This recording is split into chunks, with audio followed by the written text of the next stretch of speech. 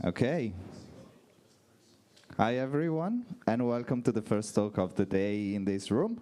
We have here Ines Montani, that is the co-founder and CEO of Explosion, that are the creator of Spacey. I'm pretty sure a lot of people here know Spacey and Prodigy. She's gonna talk about a very interesting topic, in my opinion, so LLMs, but most of all, open source LLM versus big, not open source LLM, I guess. So yeah, the stage is yours. Welcome, thank you. Yeah.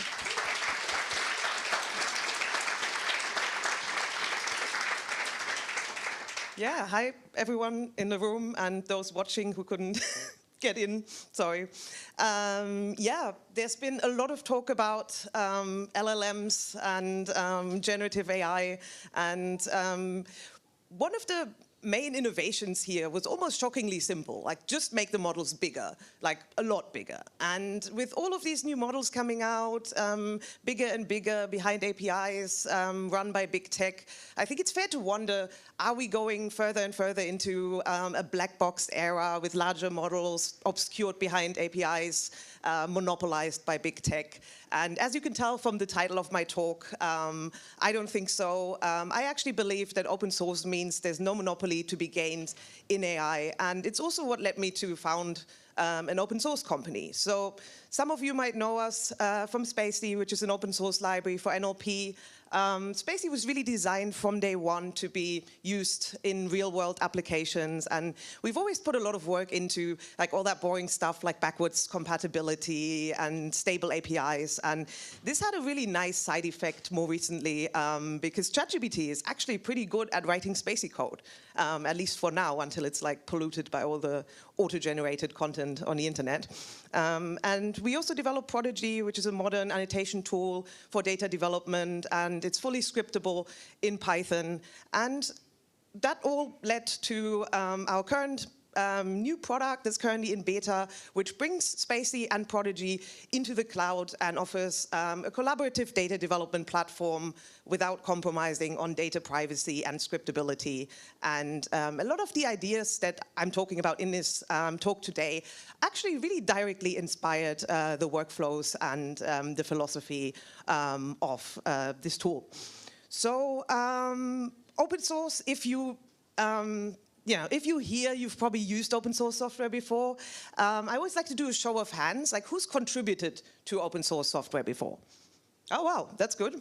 And who works for a company that relies on open source software? Wow. Yeah, that's a lot. So, there are plenty of reasons why companies choose open source. And one of them is it's transparent. You're not locked into any provider. It's very extensible. You can, script with it. It runs entirely in-house. Nothing, needs to leave your servers. It's easy to get started. Just pip install, run a library, run a new tool.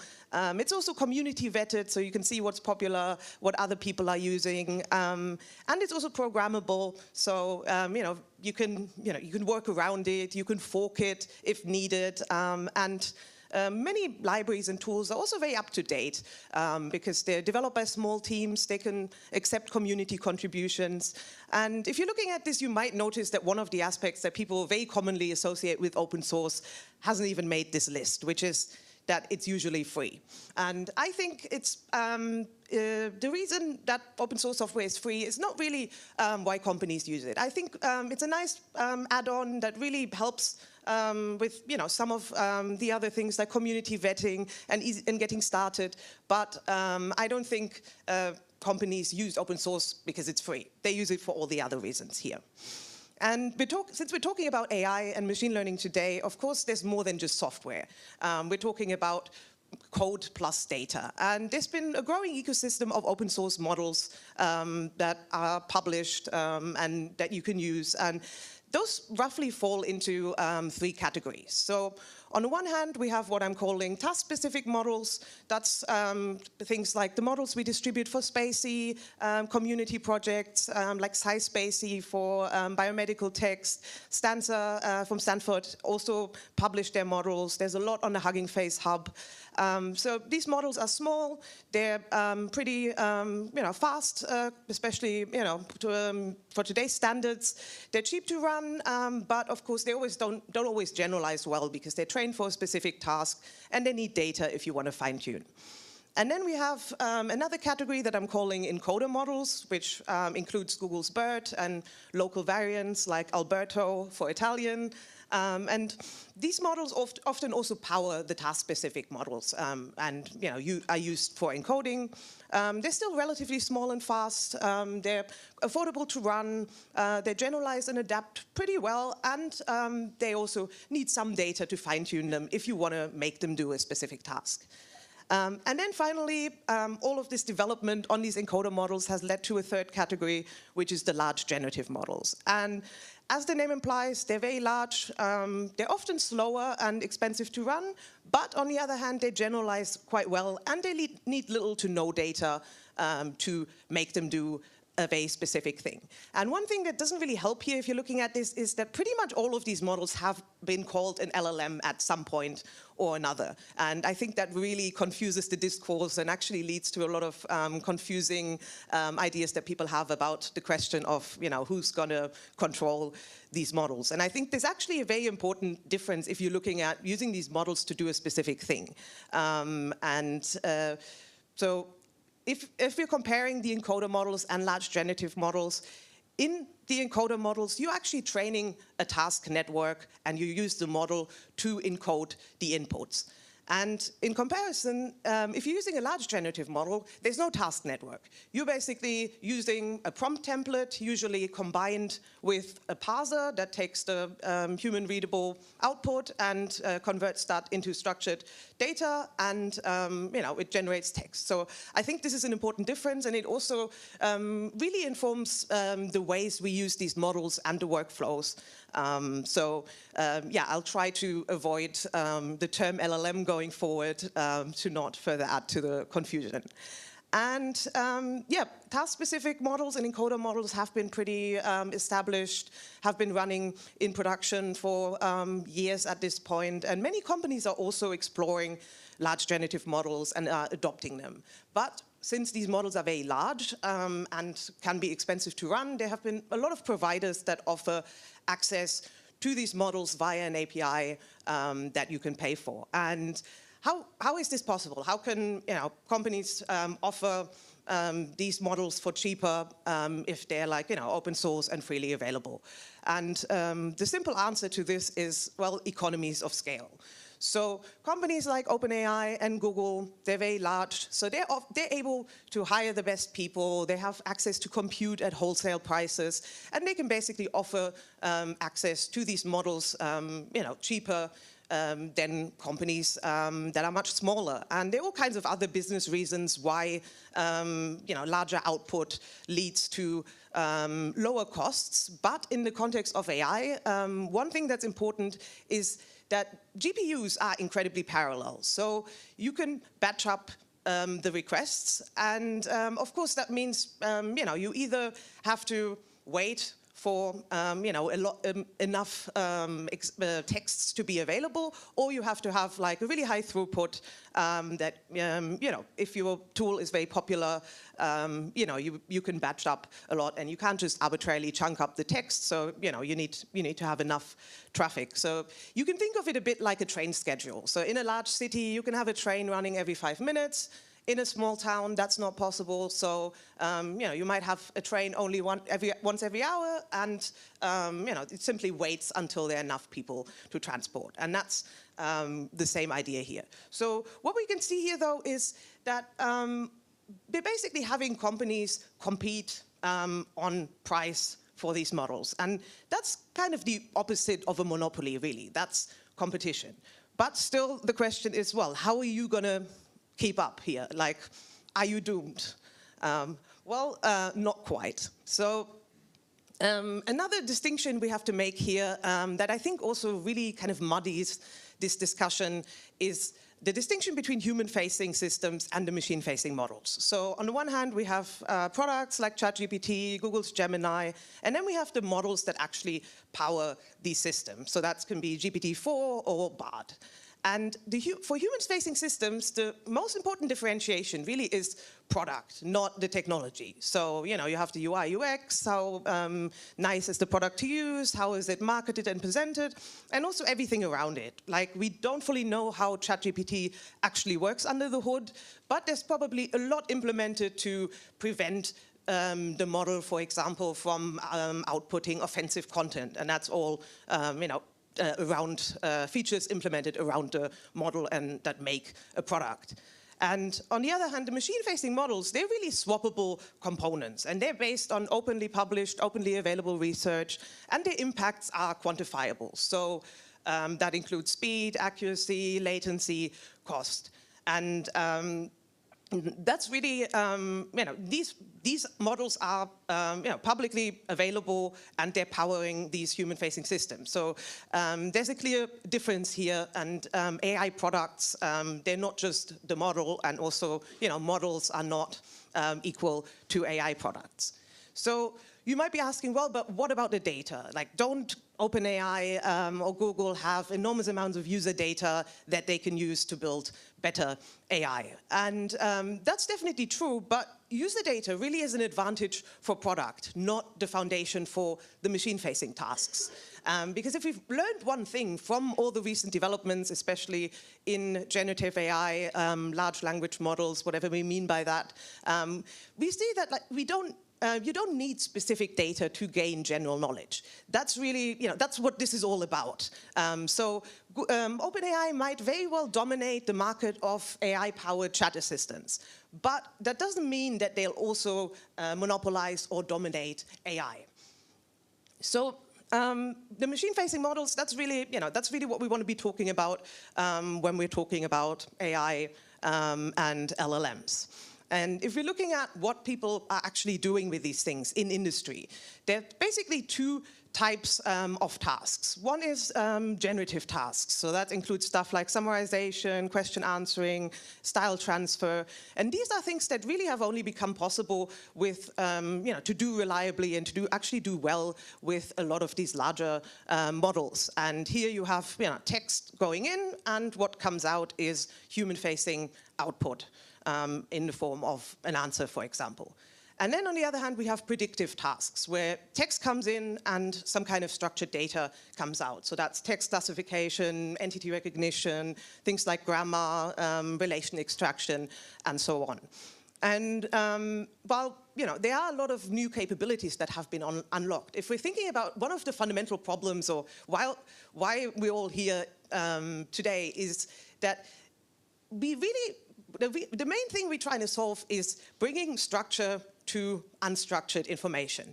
And a lot of these industry problems actually haven't changed very much, even since before the introduction of computers. Like, if you're working with index cards, yes, there's just a limit of how much you can do and how much you can, you know, structure your data. And then with computers, you have basically more options, and you can do more projects. So while there are new capabilities and new things you can do, you can also do a lot more of the thing you've been trying to do since even, you know, before we had computers, which is produce more structured data. And now, if we're looking at how are we telling computers what to do? Well, in the beginning, we had the option of defining rules or instructions. So that's like conditional logic, regex, other rule-based systems. And then with machine learning, that unlocked another way, which is programming by example, also you know, called supervised learning. And then finally, with in-context learning and the new models, we unlocked another way, which is defining rules and instructions in a human format, so prompts.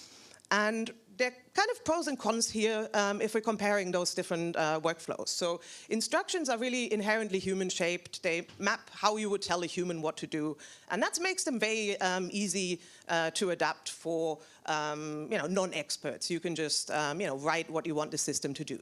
But there's also a risk of data drift. So if your model changes, if your data changes, those rules and instructions might not apply anymore.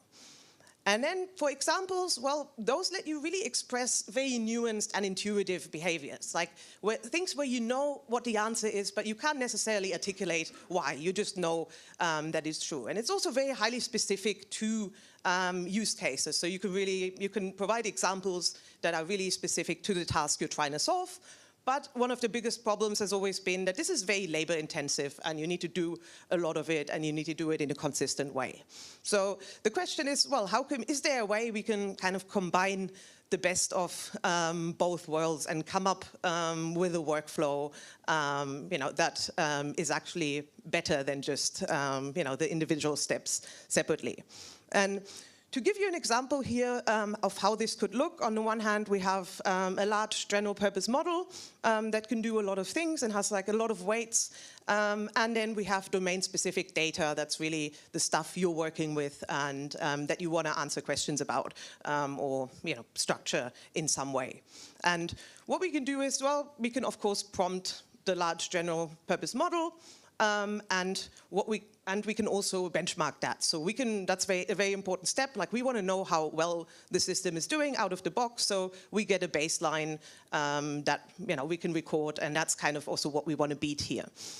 And then we can basically pipe those examples and the results of the structured data that comes out of the prompt into an iterative process where we can look at the examples, we can correct them because there'll always be some mistakes, and then we can save and extract the data that's only specific to the thing that we're trying to do. And then finally, using transfer learning, we can train a distilled task-specific model that really only contains what we're looking for.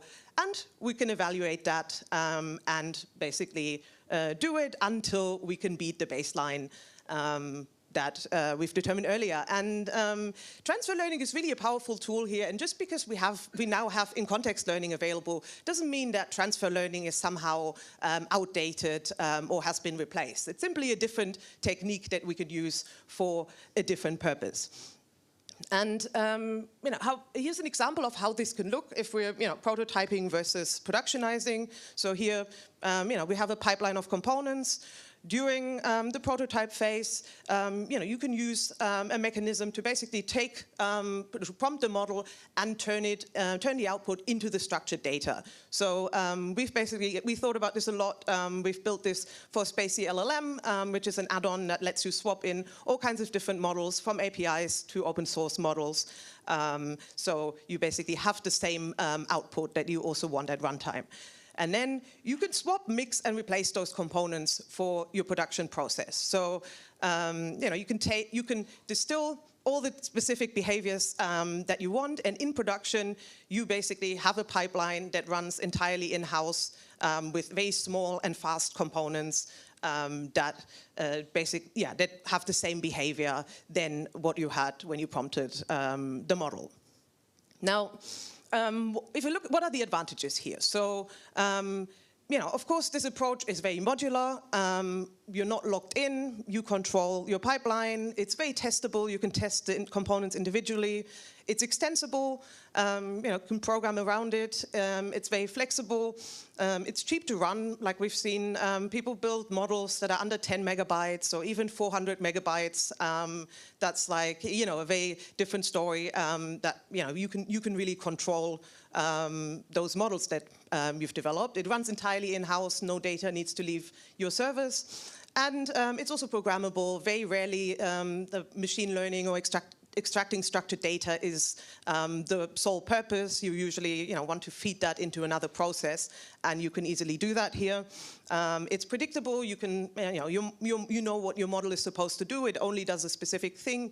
You don't have to worry about your model going rogue, and it's very transparent. You can really explain what it does. And often also why. And if we're looking at all of these advantages here, we'll notice that this is actually very, very similar to what we've identified previously as reasons why companies are using open source. And that's not a coincidence. Ultimately, AI development is really just another type of software development. And so it makes a lot of sense that we want the same software engineering best practices in the software and open source tools that we use, but also in the types of models that we build. And now, yeah, there's been a lot of talk on the Zen of Python. It's come up in plenty of talks, which is why I added this slide back. So, you know, this line in particular, I think it's easy, it's easy to forget that, like, hey, these are, there are principles that have made software successful, and we shouldn't just abandon all of that and everything that we've learned because, like, hey, there's a new paradigm, baby. Let's, let's throw all of that away. So.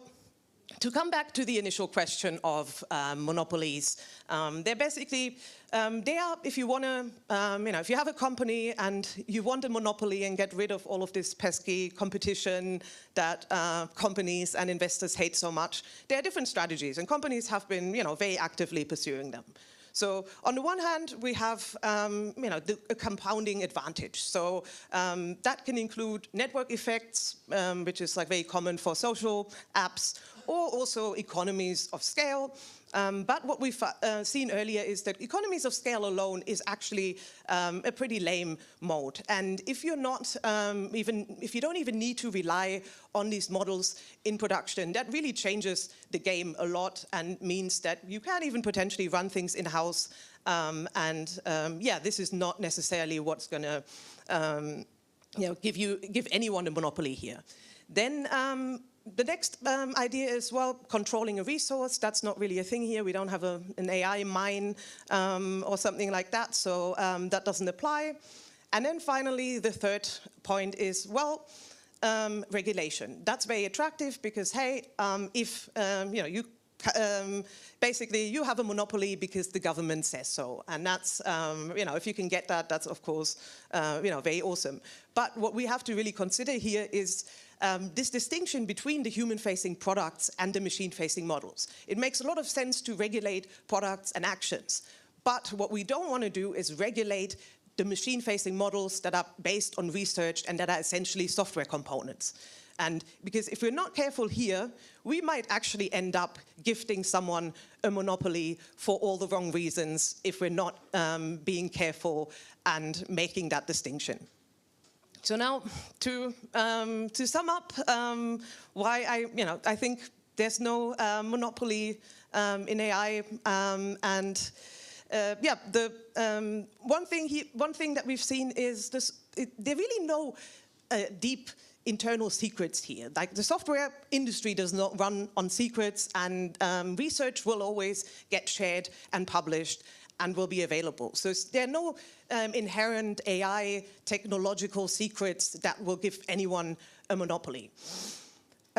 Also, user data and data that big tech companies collect is very valuable, but it's valuable for products and product experiences. It doesn't generalize, and it won't give anyone a monopoly or a lead on AI simply because they have user data. It can only give them a lead in a product category.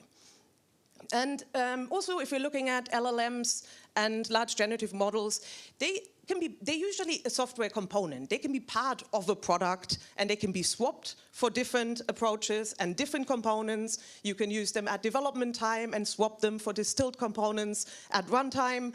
And this kind of interoperability is really what's powered by open source, and it's what open source is about. And that really is the opposite of a monopoly. And finally, yes, regulation is something we should be careful about, because this is really a way that someone can gain a monopoly. And regulation should focus on products and use cases and things people do, not software components. And because if we have big tech leaders lobbying in front of Congress, warning about the dangers of AI and basically advocating for regulating software components instead of products, their intentions might not be exactly pure. So, thank you. Yeah, I made it in time.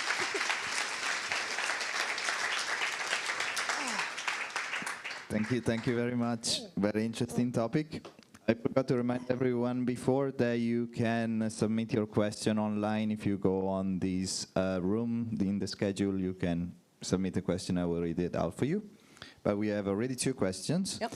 So first one, big players like OpenAI are planning engine to recognize their own AI-generated content for avoiding misuses. Do many open source Gen AI pose a risk, for example, for spreading disinformation? So what's the question? Like if having models available is a risk? Yeah. And also maybe that these open source don't have their own way to recognize if they generate the AI content. Okay, but I think if you're talking about models in general, I mean, the cat is kind of out of the bag. So it might, yes, there are risks, but it might as well be open source and openly available. And I think there's also a lot of research going on about detecting AI-generated content. And that's also something that comes out of the research that's openly published and then implemented by companies. And I think there are definitely also open source models that can, do that. And ultimately, it's really about like what you do with the model. Like the problem is, spreading misinformation. The problem is, using it to in bots on social media. The problem is not the model itself, which basically just generates text. So I think that's the important distinction here, basically. Cool, thank you. Next question: do you think that this specific tasks model could be attracted also for personal use, or are we talking mainly about business use cases?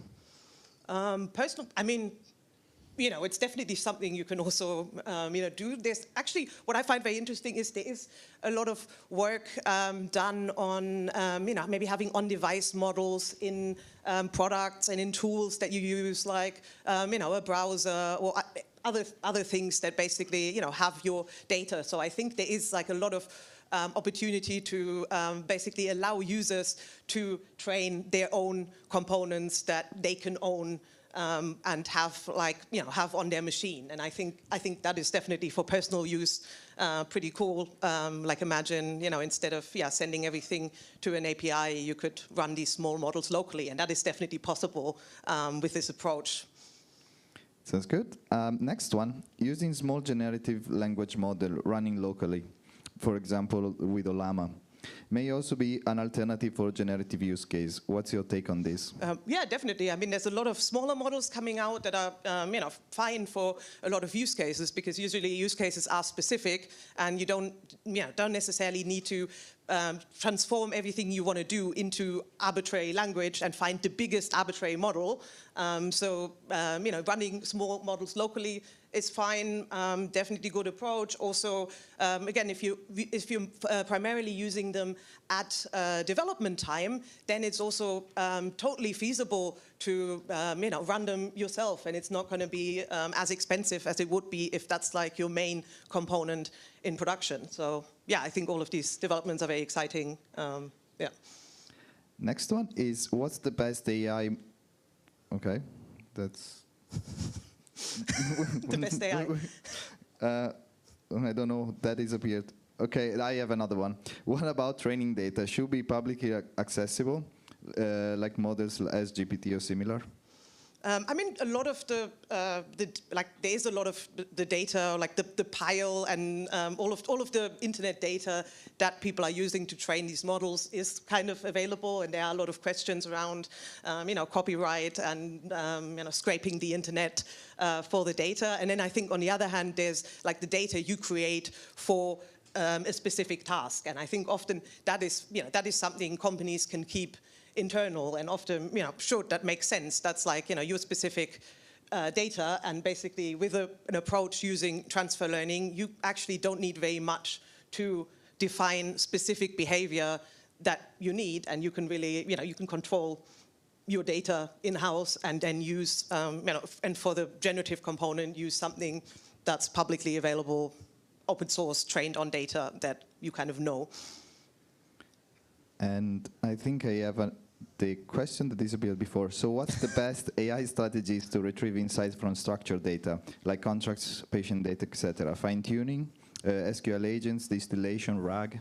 I mean, it depends on what you're doing. Like, I do think for, if you're working with, something like contracts, a lot of this data is stuff that, you don't necessarily want to send to third-party APIs, and that makes things pretty difficult. But, you can start out prototyping with a large generative model, and then really, you really identify the parts and the categories and the types of structure that you want and approach each of these components separately. Like, even for something like text classification, there are a lot of systems that are like, 15, 20 years old that can absolutely outperform any large model that's out there. And you can, choose that for one component. And then for another component, you might, want to generate text or summarize your contract or summarize your document.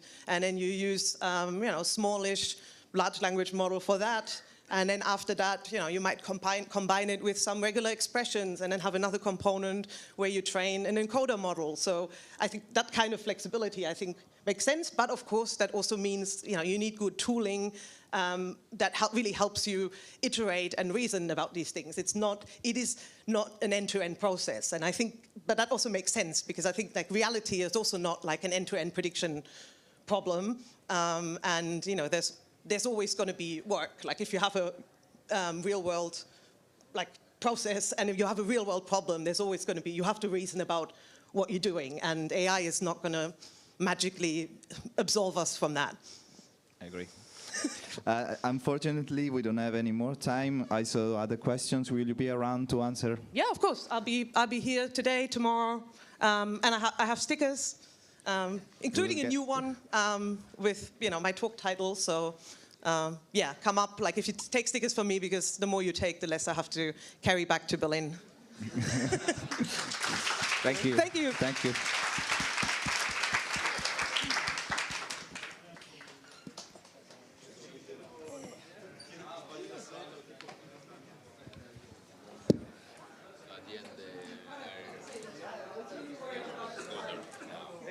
This was really great. Thank you so much. Yeah, really, one of the better ones this year, I think. And I felt kind of doomed by big tech companies, so like this was a breath of fresh air. It was great to hear. That always makes me happy when that's kind of what I'm trying to do. Yeah. It gives you some hope back. That's cool. It was becoming kind of scary, honestly. Yeah. Would you like some stickers? Yeah, sure, absolutely. Yeah. Okay, so. If they look as good as the slides. Nice. Damn, they look crazy. Yeah, it's one of my hobbies. Yeah. Did you make the slides? Yeah. Wow, I was going to ask. Yeah. No, it's how I motivate myself to do. I mean, that's a great way to live it. Wow. Yeah, I think it's often a dry topic, so I like. Yeah. So also, I wrote a blog post about how I do my slides and some tips. Really? Yeah. Where can I find them? On my blog, like if you go ines.io, Yeah. Or if you find me on social media, I have my website link, and then if you want to. Thank you so much. Productive. Wow. Oh, sure, yeah. Che stai? Che stile. Bellissimi, bellissimi. Spazi.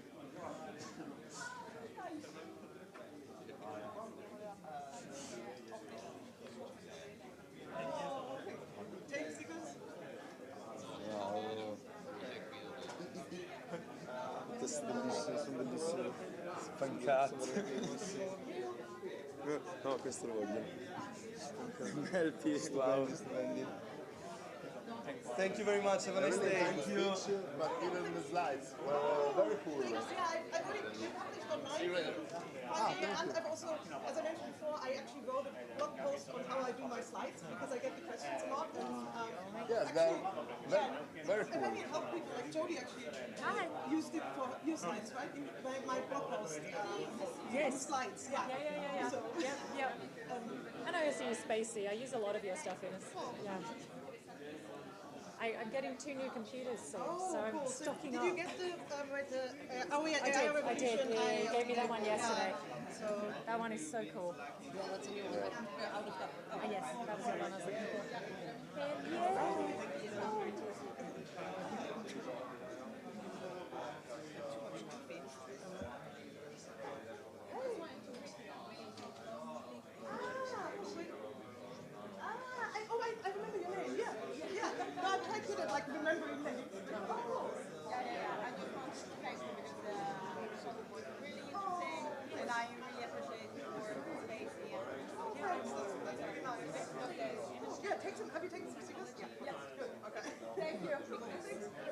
nice talk. Oh, thanks.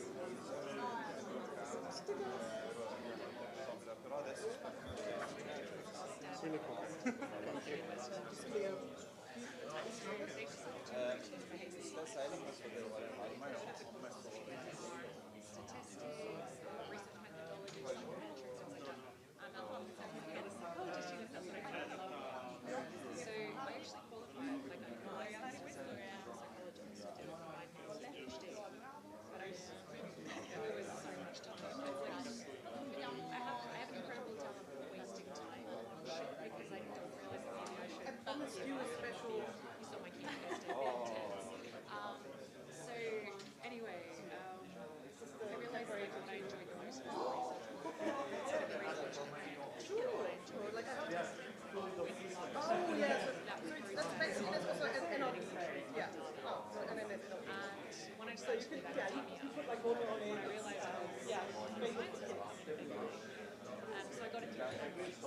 Oh, thanks. So I'm very happy. I got it was great. I was the same time.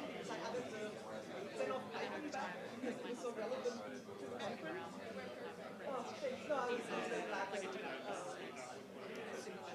cool, yeah. I'm saying I'm not Oh, that's sure. That's good. Yeah. trying to see it's not really like I'm really a researcher, but yeah, like I do enough Python. I would say, and I'm very lucky that Python is now becoming very interested in email. Maybe it's not so exciting for everyone else, but it's a great time for me. But yeah, it's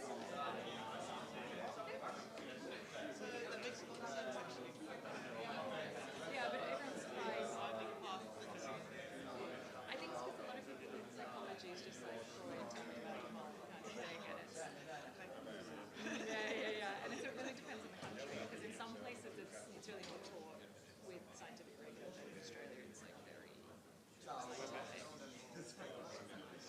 Yes, although it does cause me problems because when I try to explain psychology, it's a little bit very dismissive. I know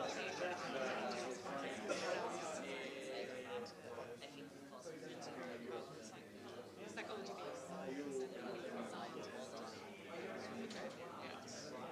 We all have our I think this one's very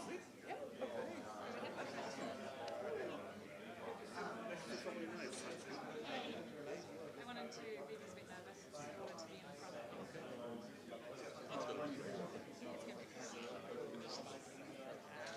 I try to get at the front of this, but I don't think she really needs any she seems on top. She's very, she's fine. I think she's given this one like very good time. But I know, I don't know if you're the same. The first time I give it to her, it's the worst. It's the worst delivery, and it's the worst because I don't know exactly how the audience is going to react. So I'm over-monitoring the reaction. I get more complacent as I get more practice. So I think that as it goes on, sometimes I get worse unless I like really ridiculous. I see.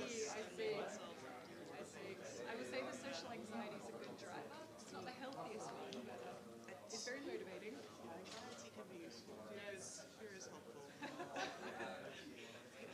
Are you looking forward to doing the talk today? Yeah, very much. I usually like to get it done early at the conference if I can, just so it's out of the way.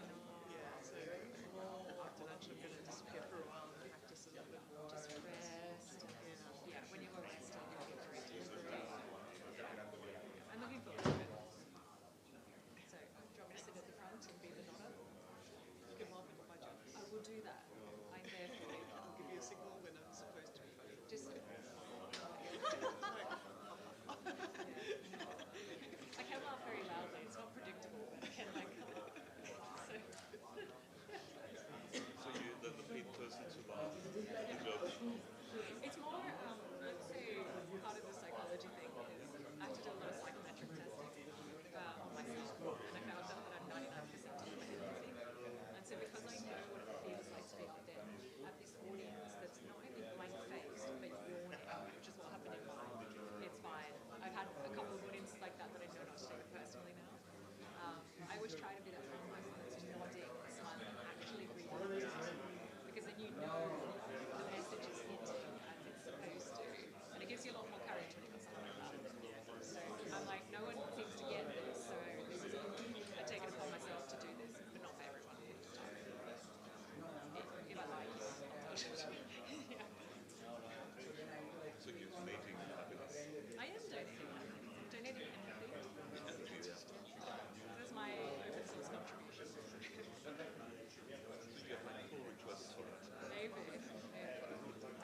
2 smiles, maybe 50% less. He's a little creepy. Here's my pillow dress, calibrating machine. How do you feel now that the day is over and you slept over it? I feel a lot better about it. I was having some highs and lows about it yesterday. Like I was feeling disappointed that I couldn't get it finished on time. And then I was feeling like I knew by the third section I was putting a lot of energy. So I felt like people could see it in the delivery, but apparently they couldn't. Yeah. Actually, the only thing was when it showed a little bit when it took 10 minutes. Yeah, and I was doing mental calculations, working out what I could cut that would get me under that time. And I was like, okay, it's going to be the whole last section. Okay, shit, what am I going to do? All right, I think that'll work if I just put the end onto it. Is it okay for you to use this microphone? Yeah. And check if it works. Yeah, I have to tell him the switch is down, but it should be on. I can just drop this there. No? Which side is this? Slide came up and I said, there is click, click, and then it was another slide that came up. And then I was just talking like for 60 seconds. I don't have So that's the way if you don't believe Well, always show what you say. And then why? that's going to be the way. That's very If clever. they see those ones, okay, there is content, I need to go there and see it. But I just don't know if people can see it or they can say, oh, this is someone else's content. Yeah. You'll have to get to see it. Yeah, Only that's the what exclusive audience. Anyway, that would be a way, like if you had satisfied the what happens for me. Yeah. And it was lucky. And I'm not a keynote, so you playing like first league and like No, this is the same with all talks, right? Like you have rules like be on time, have a narrative, engage your audience. And then you expect a lot more from yourself, and then you spend a month trying to talk, and then you realize that was the stupidest thing you've ever done, you'll never do that again. How much time do I have? So you have 45 minutes. Starting from? 1 minute ago. Oh, it's 45 Yeah. already. No, it's 40. Yeah, but it should start at 40. Ah, okay. Yeah, I'm good to go. I have the signs there.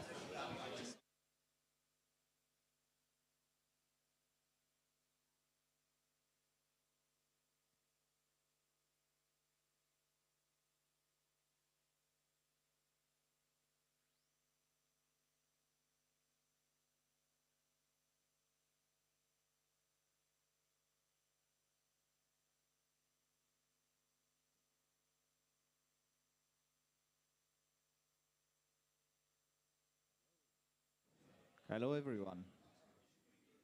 So, I hope you're all excited for the next talk. We have VB here, that is a software engineer at Hugging Face, and he's gonna talk us about Whisper and how he made it super fast. The stage is yours. Welcome. All right. Thank you very much. So first of all, my name is VB. I work at Hugging Face. I do open source audio. And a lot of what you're going to see today is essentially optimization. So we bought on top of Whisper. And yeah, let's see how it goes. We would most likely have time towards the end to have Q&A. If not, then I'll be around just so that you know. All of the stuff that I'm going to present is also on my GitHub. So you can follow along if you have a laptop as well. All of these are self-contained Colab notebooks that you can just run and should work on free Colab GPU as well. All right, let's go. So who here knows what Whisper is? All right, nice. You make my job easy. So Whisper was this model, a speech-to-text model released by OpenAI. Pretty much the only good thing they did in a while. So essentially, it's an encoder-decoder model, meaning it takes audio in and it gives you a sequence of text out, right? So you throw in some sort of audio, it detects what kind of language that audio is in, then it would transcribe it in, whatever language it thinks it is in, and you get the output. It is a very basic transformer type model. So essentially, it follows the same sort of architecture which was Fani et al. Sort of put out there. What makes it special is that it was like the latest version of Whisper, which is large V3, was trained on 5 million hours. And that's a non-trivial amount of audio, which means that it has seen a lot of languages. It has, it essentially has been trained on internet scale data. So it generalizes quite well across languages, and so on. It is multilingual, so I think from our analysis, like it supports up to like 120 languages, pretty much all of European languages. It supports, as well as low resource languages. Like in my case, I'm from India. It supports Hindi and also like some southern languages as well, and so on. It's quite reasonably good. And at this time, it is currently the state of the art, has been for like past 1.5 years. So it makes it worthwhile to optimize it. So in the slides, I've put in references in case you want to learn more and like read the paper and so on. There's also a link to a demo over here. In the interest of time, I'm not going to go in and play around with it. But in case like you want to do it, you can just click on that and you can play around with the demo. Now there is like a question, like we're talking about how to make this fast, how to make it as fast as possible, and so on. But the real question is, why should we make it fast in the first place, right? So first of all, it is a big fat model. It's a 1.5 billion parameter model, which makes it non-trivial to run for real-time use cases, right? So if you want to transcribe, as I am saying right now, it would be very difficult to do that in real time. Meaning, as I'm speaking, it would be very difficult to transcribe it word for word. So it's good to optimize for that. Second, of course, like as I said, real-time transcription. Third, to reduce inference costs. Like all of these models, you cannot just run them on CPU, so you need a GPU at the end of the day, and so you want to optimize costs, right? So instead of running it on let's say like an A100 or an H100, you want to run it on a T4, or you want to run it on like more like lesser capacity sort of model, GPU, and so on. Last but not the least, it is fun to optimize models, let's be honest. And yeah, so now that we have established what exactly are we going to do, how exactly are we, like what all possibilities are there to optimize such a model? So I'm going to be covering like a small subset, not the entirety of optimizations. And I would, towards the end of the slides, I would leave you with certain other ideas that me and my team are currently trying, and you can join along with it. All of our research is open source, and yeah, hopefully we'll have some fun along. I won't get into the details of what exactly they're doing just yet, but as I go through the slides, like all of this would make more sense. All right. So we know like we're going to try out, say, 5 or 6 things, but how exactly would we measure how good the model is whilst we're optimizing it, right? So we're going to start with, we're going to have a very simple table. We're going to have a bunch of different methods, and we're going to see how much time it takes to transcribe 10 minutes of audio, right? Very simple, easy peasy. That's it. And just a quick note that unless I state otherwise, all of these methods do not incur a loss in performance. Meaning like these are like, these would pretty much always give you the same result as if you were running an unoptimized model, right? Cool. So let's start with the first one. It's FP16. So just by the nature of how models run within PyTorch, by default, they run on FP32. Meaning they run in full precision, which is highly unoptimized, but it is the most accurate representation of tensors, right? So as you do a forward pass, you would get the most accurate transcriptions from it. But that means that you pay 2 things. So you pay the memory cost, and also you pay the inference cost, because your overall sort of matmls, so like your matrix multiplications across all the layers, would be even more time consuming. So about 2 to 3 years back, PyTorch came up with floating point 16 kernels, which essentially allows you to with negligible loss of performance, or zero in most cases, you can just run inference or training just in floating point 16, right? Which is great because you pretty much run everything in half precision. So you just you do inference 2x faster, and you reduce your memory sort of cost by half. So yeah, so it's 2x as fast as floating point 32, zero to negligible loss in performance. This is tried and tested. So pretty much like everything that you see out there is floating point 16. That's why this is our base case. So we start off with FP16. I don't want to start with like FP32 bullshit, just because like people say that, we made it like 56 times faster, 60 times faster. We're gonna like start with reasonable benchmarks. So FP16, zero to negligible loss in performance, and like it's just one line change, which is like you just define torch d type as equals torch.float16, and it just works. So how does it fare? Oh, so there's a Colab notebook here. Let's see if it works. So all of this is under a repo called Optimize My Whisper. I should have come up with like better name, but all of these are like Colab notebooks, so you can just click on open in Colab and it works. I ran it once so that like we have the results, but if you want right now, literally you can just click on it and just run it along. We're going to use very simple transformers API, so Hugging Face transformers, and we're going to use a very scientific IPython auto time to time each and every cell as to like how much seconds it takes. Let me quickly see if I can zoom in. Is it visible in the back? Okay. Maybe one more. Okay. Wait, get out of my sight. Okay, perfect. So the code is fairly simple.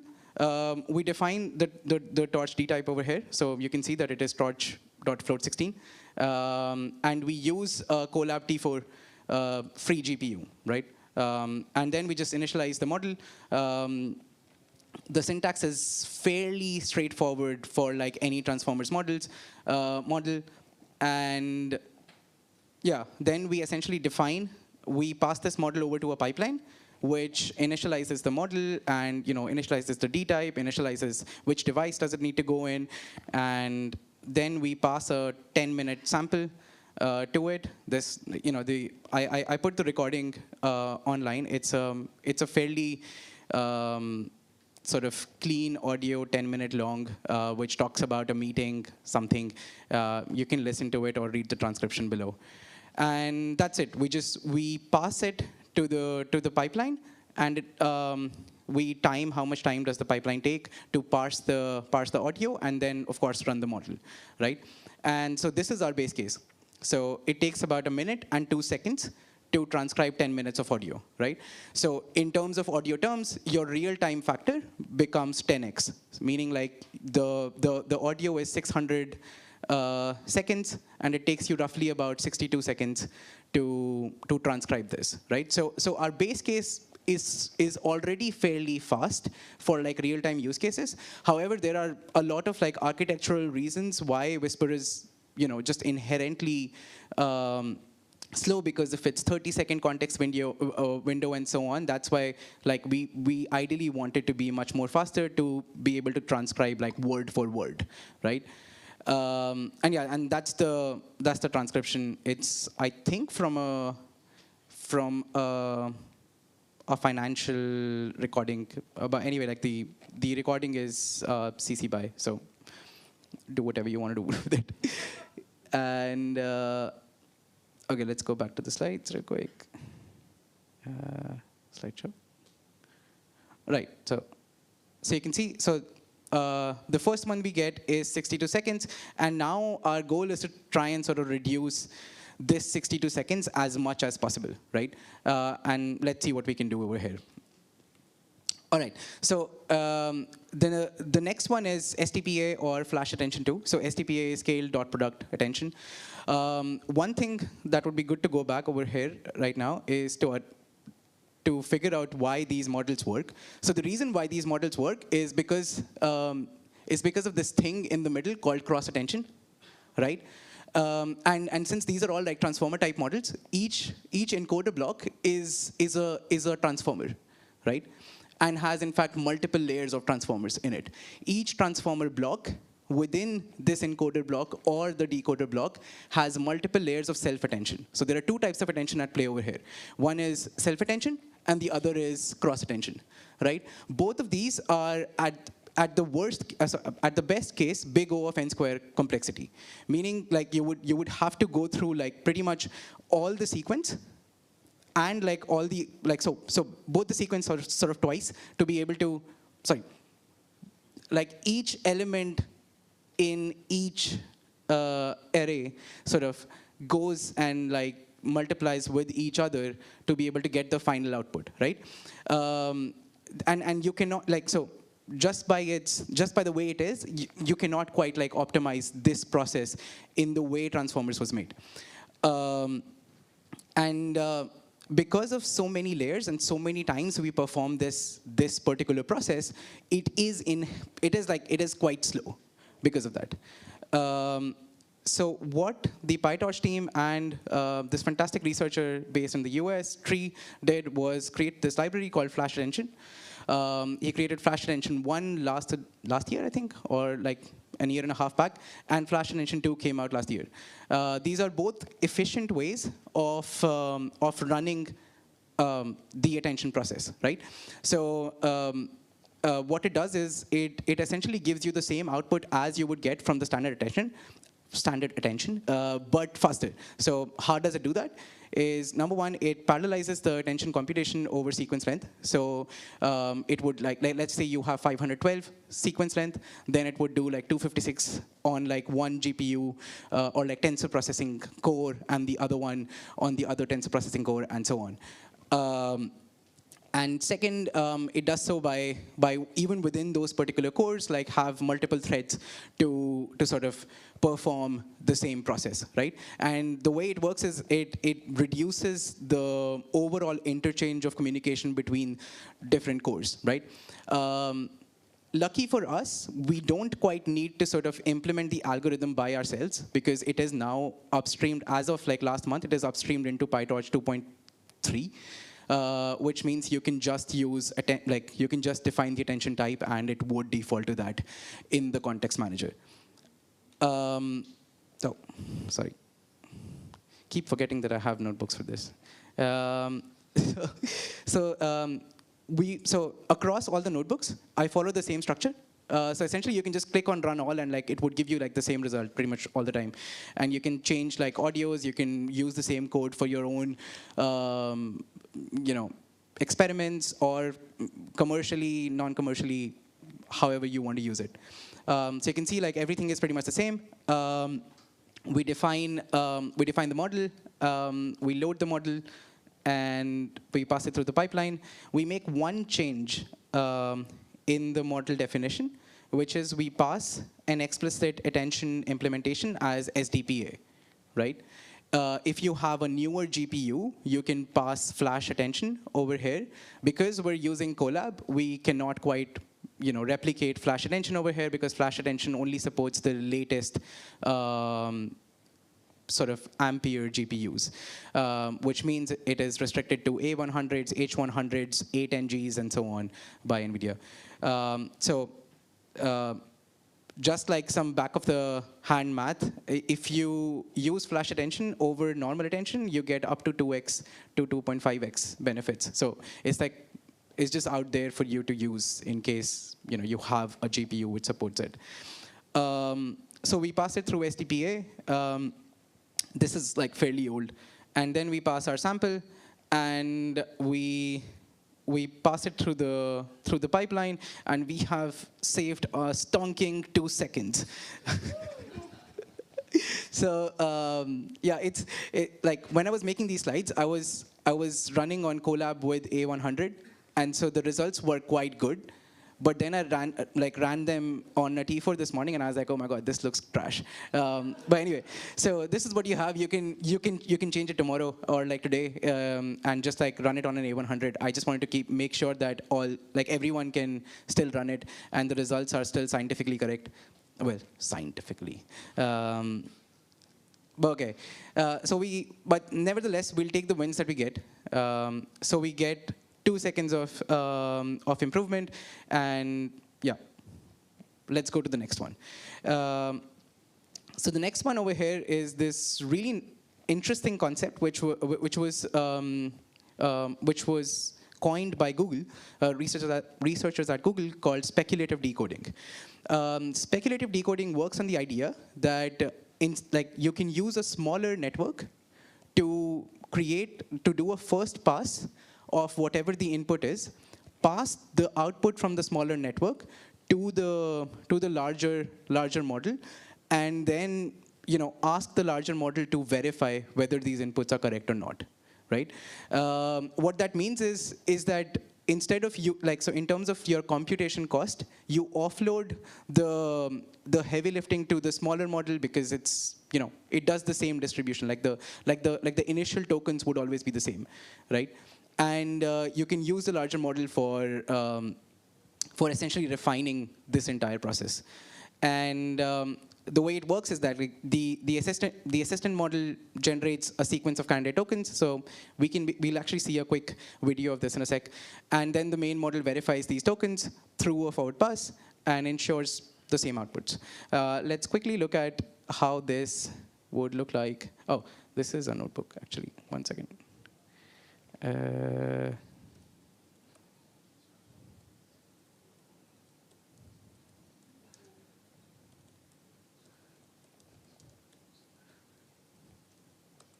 Typing with one hand is actually not as slow as I thought. All right, so is it visible in the back? Okay. So we have 2 models. They're essentially the same model, right? But one is a smaller model, like smaller as in terms of parameter size. One is a smaller model, and the other one is a big model, right? So the assistant essentially gets the audio, and it gives the output, the quick, brown, sock, jumps, whatever. Then the outputs from this are passed to the main model, right? So this is essentially whatever token IDs would the assistant model pass, right? And so you can see that then the main model takes these inputs, and it does one forward pass across all the token IDs to see if they're correct, right? And so in this case, at sock, it says that it should not be sock, it should be fox, right? And so what we do is we take all the sequences till the quick brown. So we've saved the computation for the quick brown for 3 tokens, and then we recompute from that place onward from the larger model, right? This seems like an over-engineered solution, but this works fairly well in practice. And so bringing it all together, it would look something like this. Yeah, so we say that that in the way this works is really baffling. But what we in the end, what we get is from the main model is the final transcriptions, right? And I think this one. Yeah, so this is the whole process. You can see that then we give back the quick brown fox. Then we get the next tokens, which is fox jumps over the crazy dog, is what the assistant model created. And then we do another pass at it with the main model and so on, right? Now, the more times you do it, and the larger your sequence length is, the more you save, right? Just because, by and large, there are certain patterns you can find in the audio, right? And so we just replicate those all over as we transcribe. So that's the base premise of how speculative decoding works. So you can do this with Whisper, you can do this with Llama 3, you can do this with pretty much any open large language model or large model period, as long as you have a large model as well as the same sort of small model for it, right? At the end of the day, what you're doing is you're trying to offload as much as you can to a smaller model, and then using the larger model only to verify, right? And wherever it diverges, you essentially start generating from there. So over large sequences, this adds up quite a bit. Perfect. So, right. Oh, I went to the results very quickly. So again, we follow the same sort of structure. So we have the same collab notebook, unless in this, instead in this time, we set up an assistant model. This assistant model is the one that's going to do the heavy lifting for us. So this could be like a Whisper small model, this could be a Whisper medium checkpoint, could be anything, like just as long as it's not the same model, because then you're just doing the same computation twice. So any smaller model you can use as long as it's from the same distribution of the large model. Then you set up your primary model and you load it in the pipeline. Over here, there is essentially one more line change, which is you pass the assistant model over, and we take the same audio sample and we pass it through the pipeline, and we can see that this only took 37.9 seconds. So we essentially shaved off about, if my math is correct, 23.1 seconds. No, 22.1 seconds. Sorry. Like if you remember, before we were at 62 seconds, then we went to 60 seconds, and now we're at 37.9 seconds, right? So that's just by using like a smaller model, you save quite a lot, right? You do pay like, it increases your memory cost just by a tiny bit, right? However, this in the long run, just when you're optimizing for like real timeness, like it helps you so much. Cool. What can we do next? So we've already roughly gotten close to 50% of the time, right? So we've already roughly 2x'd this. Now, let's see what else can we do, right? So there's this, like, so if you have, let's say, 10 minutes of audio, the way typically any large language model or large model would work is it would take like 30 seconds, like, so in case of Whisper, it would take 30 seconds, or like, it would take the first 30 seconds of the audio, transcribe it, take the next 30 seconds of audio, transcribe it, take the next 30 seconds of audio, transcribe it, and then stitch all the transcriptions together. It is like just, by definition, is literally the most inefficient way that you can transcribe. So what we can do is we can employ some form of chunking, meaning we can take the audio, we can pre-chunk it, so we can just make 30-second chunks, and then we run parallel sort of model computation and parallelly transcribe these 30 seconds and stitch the transcription. Because we're essentially doing the same thing, but we're parallelizing this, right? Because why not? And the way we do it is just to make sure that the transcriptions are a bit more reliable, is we add some overlap. So, like, instead of doing 30-second chunks, we would do like 25-second, but with 5 seconds of overlap with the previous audio, so that we have some sense of reliability in terms of how the chunks do, right? In terms of how the overall transcription is, right? So a quick note over here. Chunking would almost always result in some degradation in performance, right? Because the model is not meant to do this. So you, like, typically, like, from our research, what we've found is, like, you pay around 2% word error rate sort of penalty. But in most cases, as long as you want rough translations, it works brilliantly. So, okay, let's see how chunking does. Again, like, one thing that I want to emphasize from this is the transformers code base. I mean, it does seem like I'm tooting my own horn because I work on the library, but I think it is a brilliant library if you want to research or if you want to use in production. All of our stuff is open source, so it's Apache 2.0 license. You can do whatever you want to do with them, and we're pretty much almost always very keen on collaborating on research efforts, and also, like, in case you want to put stuff in production, we're happy to give you pointers. Just open an issue on GitHub and we'll help you out. Cool. So we do the same thing we initialize the model. We put it on, oh, wait, this is a different notebook. OK, sorry. Now this is this. OK, sorry. Cool. So what we're going to do is we're just adding all the stuff. So we're now doing FP16 plus STPA plus speculative decoding plus chunking on top of it, right? So we do necessary inputs. We initialize the model. We set up the assistant model as same as last time. Set up the primary model, and we set up our pipeline. Then in the end, when we're asking the model to asking the pipeline to transcribe, we ask it to do it in 8 batches, meaning you essentially parallelize transcriptions across 8 batches, which means that you would have 8x the memory cost at this point, right? But because we're using a 16 GB VRAM in pretty much all production use cases, you would have a lot of VRAM just to throw away, right? So in those cases, like this helps you sort of efficiently optimize the model. Do I have more time? 10 minutes? OK, sounds good. Sorry, I was like, he had like a banner and I did not see it, and I was like, do I need to go? But anyway, so we do it 8 times in parallel.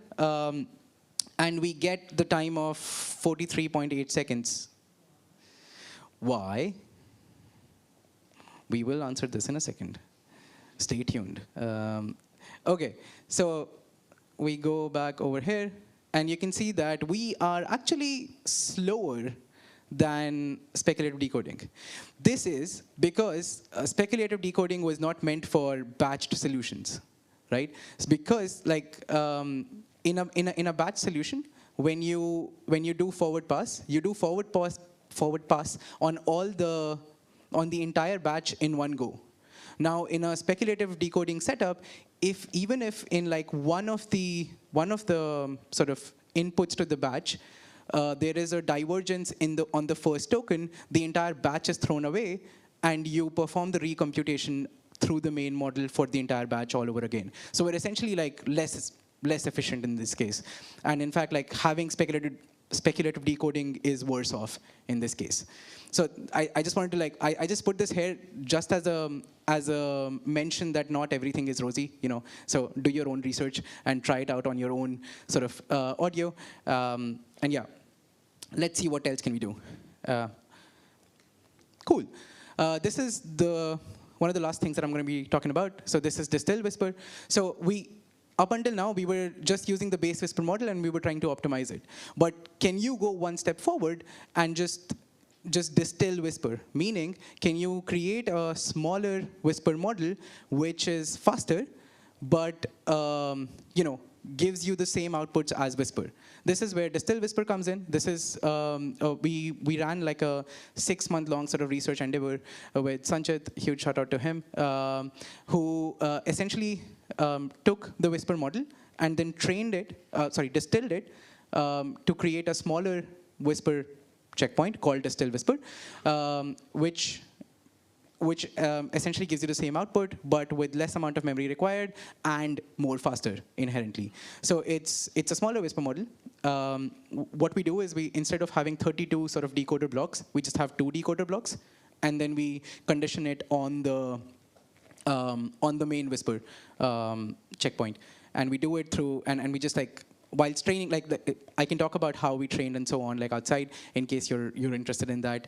All of the code for distilling Whisper is also open source, and we're happy to sort of help you distill Whisper in your own checkpoints, in your own languages and so on. Currently, it's English only. We're running some experiments to do multilingual Whisper distillation, but we'll see how it goes. And the results are within 0.5 word error rate. So, went to the results. Just don't look at the results. OK, so now what we're going to do is like the same thing. So we're going to, instead of using the main large Whisper checkpoint, we use the Distill Whisper checkpoint, right? And we do FP16, we do STPA. We don't do speculative decoding because we realize that it doesn't work with chunking. So we're just going to do like Distill Whisper, FP16, STPA, chunking. That's it. the same setup. You can see, like over here, we initialize with Distill Whisper, and we pass it into the pipeline.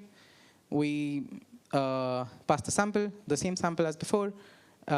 We pass it to the pipe, and voila. You can see that we did this in 17.2 seconds. And if you go back and see the slides, this is almost like 3x speed up just by using a smaller model, right? Of course, that makes sense because we're using a smaller model. But also, you can see that chunking over here works quite well, right? So we essentially managed to sort of do it in like half the time that it would take for like FP16, STPA, and SD. There are a lot more.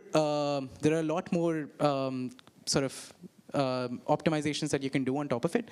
Some of which I'm going to put over here. So if you want to go like even more faster, use flash attention 2. It's literally just changing the attention implementation from STPA to FP2, or like flash underscore ATTN. Just literally just run it on any newer GPU.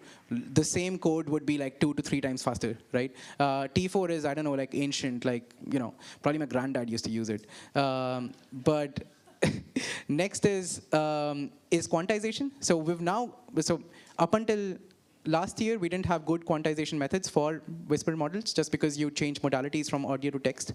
But now, thanks to whisper.cpp or faster Whisper, we have better quantization methods. So you can go all the way down from, so you saw before we were at FP32, then we went down to FP16.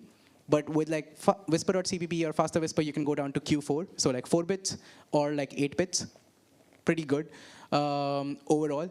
And something that I'm currently playing around with is using short context whisper. So essentially, I'm just going to quickly open this for 1 hot second. So essentially, like using whisper for just like small chunks for like 5 seconds at a time, and then like massively parallelize it. This is again something like we're just starting to look into, but this is like an interesting avenue to look around. Okay, and so if you want to go more fast, here's there. If you want to chat more about the research ideas, catch me outside. Quick takeaways. At the very least, use STPA or Flash Attention 2 if your environment allows. Like, please do that. For batch size equals 1 solutions, so the same as, for example, if you're using Grok or whatever, use speculative decoding. Pretty much always it will give you better results. For rough translation, where you don't care about precision, use chunking. Like you might like get slightly less reliable transcriptions, but as long as you care about the broad message, it works greatly. So in case like you have a setup wherein you pass the transcription to an LLM or something like that, in those cases, rough transcriptions do quite well. Oh, I just realized I have a typo. Anyway. For near real-time use cases, use short context, so like 5-second windows or 10-second windows. That's the research sort of direction that I was talking about. And distill whisper for use cases if possible, right? So we're like you can distill whisper with like less than 100 to sort of 400 hours of audio. So if you are sort of actually doing it for commercial use cases, I would say actually collect the data and then distill whisper. Last but not the least, don't trust this, verify it yourself. Thank you very much. You have been great.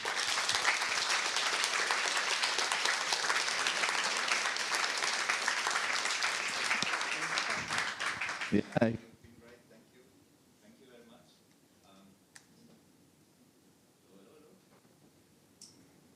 Hello. Yes, thank you. We have a lot of questions, so your talk is being very interesting.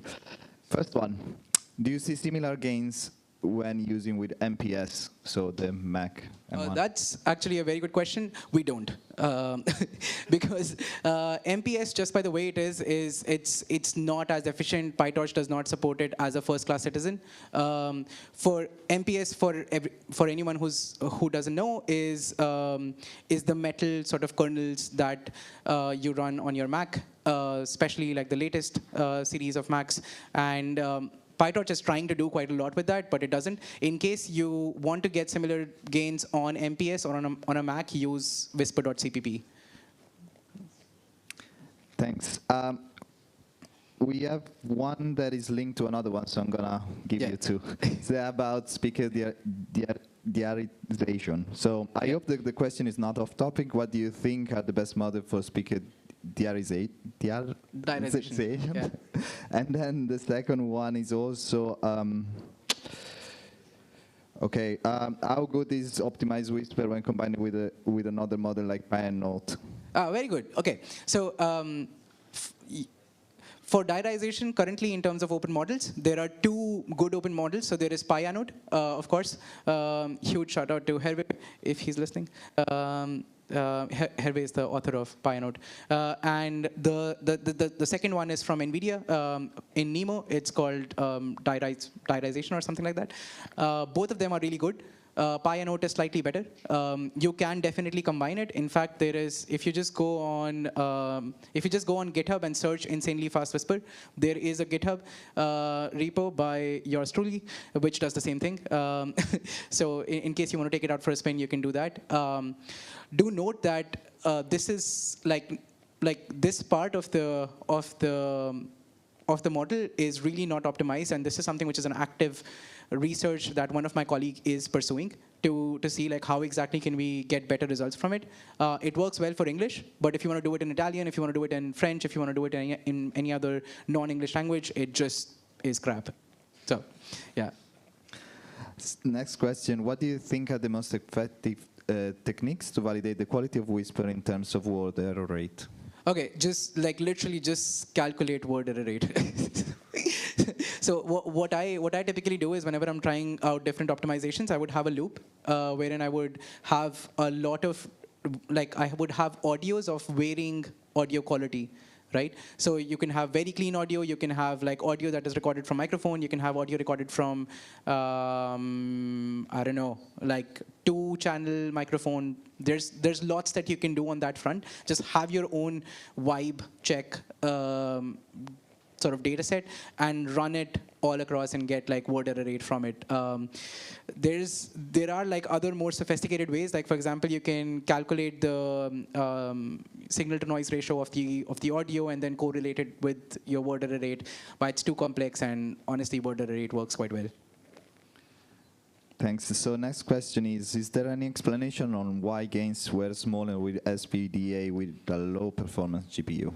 Oh yeah, it's just that it is a low performing GPU. But like T4 is a very very old GPU, right?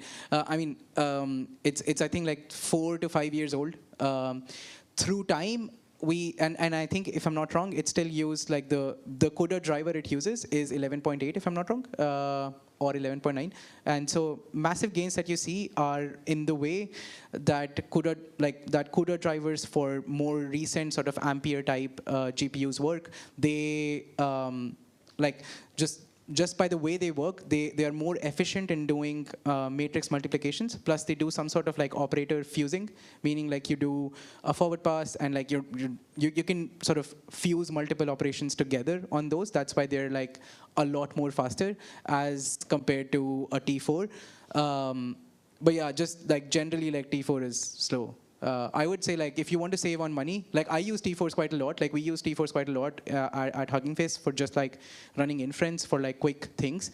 It's great. It's very cheap. It's like 30 cents per hour or like 60 cents per hour. You can get it like if you shop around. You can get very cheap T4s. So it's good, but for production use cases, just use A100, H100s, or one of those. Cool. Next one is about silences. So is Whisper itself well optimized for silences, or maybe we should cut the silences from the audio before transcribing it? Yes, so Whisper is pretty much really bad when it comes to silences. What we recommend is to do voice activity detection, which is essentially whenever there is silence for more than a second, just chop it. Just chop your audio there, and then then pass your audio to it. It is inefficient because, let's say you have a scenario wherein you chop it off at 2 seconds or 3 seconds, Whisper would still pad it up with silence token all the way till 30 seconds. So you still like pay the padding cost in that way, but it is more reliable, if that makes sense. The next one is, what about combining with approaches for making more reliable transcription, combining with wave-to-vec like WhisperX? That is very interesting. So the WhisperX approach is very good. In fact, like what it does is it does like alignment of characters. So it takes a CTC model. A CTC model is something which takes 10 milliseconds of audio and maps it to a character, right? So they are less prone to hallucinations and so on. It works great. And WhisperX, I think, is a brilliant library, and I do recommend using it as well. I think they have issues with chunking more specifically, and that's why they don't like. That's why I personally prefer transformers. But in terms of like actually getting more reliable transcriptions, what I would recommend is to get transcriptions from any of these libraries and then pass it through a small LLM. So a small large language model. You can do like a 3B model or a 1.5B model or a 2B model and just ask the model with a very simple prompt. Is like, here is a transcription, here are the speaker IDs, here's blah, blah, blah, blah, blah. Please fix it. And it works because like you're using a large language model for just correcting English or like whichever language it is. So that works quite well. There is a paper from Google called Diarization LM, which does the same thing. And if you wait till next week, then we're going to release something similar as well. Cool. So unfortunately, we don't have any more time for other questions. Okay. But thank you very much. That was awesome. Thank you very much. You've been lovely.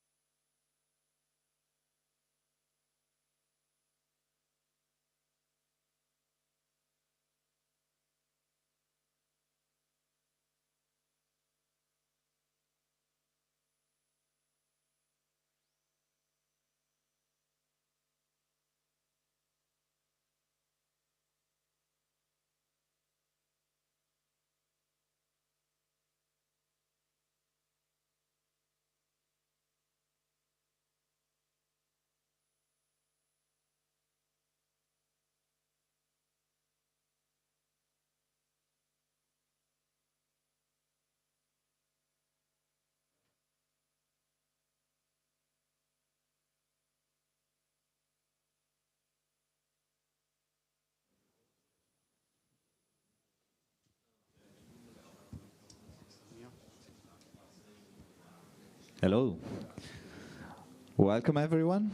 We have the last talk for the morning in this room, and we have here Tommaso Radiccioni that works for AI Know You, a company that works in the NLP range of work. So he's going to talk about RAG, and RAG specifically with the A-Stack framework. Thank you for coming.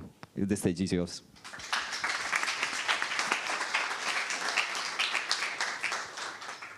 Hello, everybody. My talk is about RAG. It's not that original. I heard like 2 or 3 talks about RAG, but I hope it will be a little bit different from others. This is mainly about RAG time, which is a personal project of mine for basically teaching purposes for this PyCon Italia. And it is built on iStack 2.0, which is a new release of iStack, which has been released like 2 months ago, if I remember well. So this is the outline of my presentation. The first part of the talk is about retrieval augmented generation as a topic, just to be everyone on the same page. The second part is the advanced implementation of RAG. I selected just 2 of them, advanced and modular. Then I'm going to talk about iStack, the fundamental building blocks, at least useful for building a RAG, and then we are going to see in the demo. So. Few words about me. I'm Tommaso Radiccioni, as I've been presented. I have been a PhD in data science at Scuola Normale here in Pisa, not far from Florence, if you are not from Tuscany. And I'm currently working since 2022, if I remember well, in NOU, which is a team in working on NLP within the galaxy of Digitiamo, which is a startup in Milano Varese. So, RAG, retrieval augmented generation, has been first introduced as a term 3 years ago in a paper in 2021.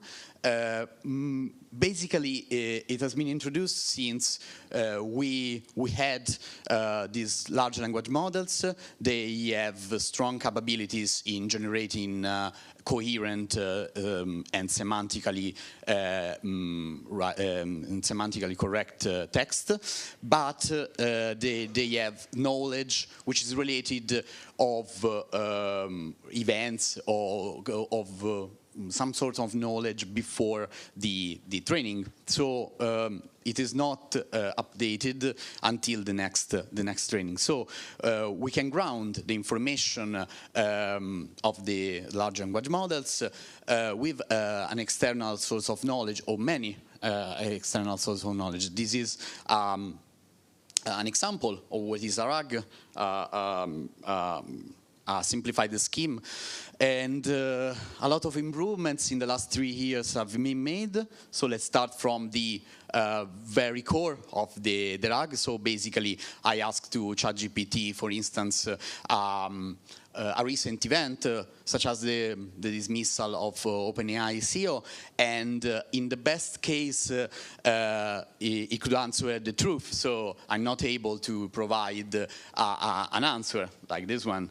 But in other case, the response is totally incorrect, is what it is called an hallucination, so an incorrect answer. And for this reason, we build 3 components of this retrieval augmented generation. The first one is the indexing. So we have tons of data. We have tons of unstructured data like PDF, TXT, and so on and so forth. And we extract only the relevant information, so the textual information. We chunk, so we divide it in small vectors of text, and then we embed this text and we store in a database here, this part of the scheme.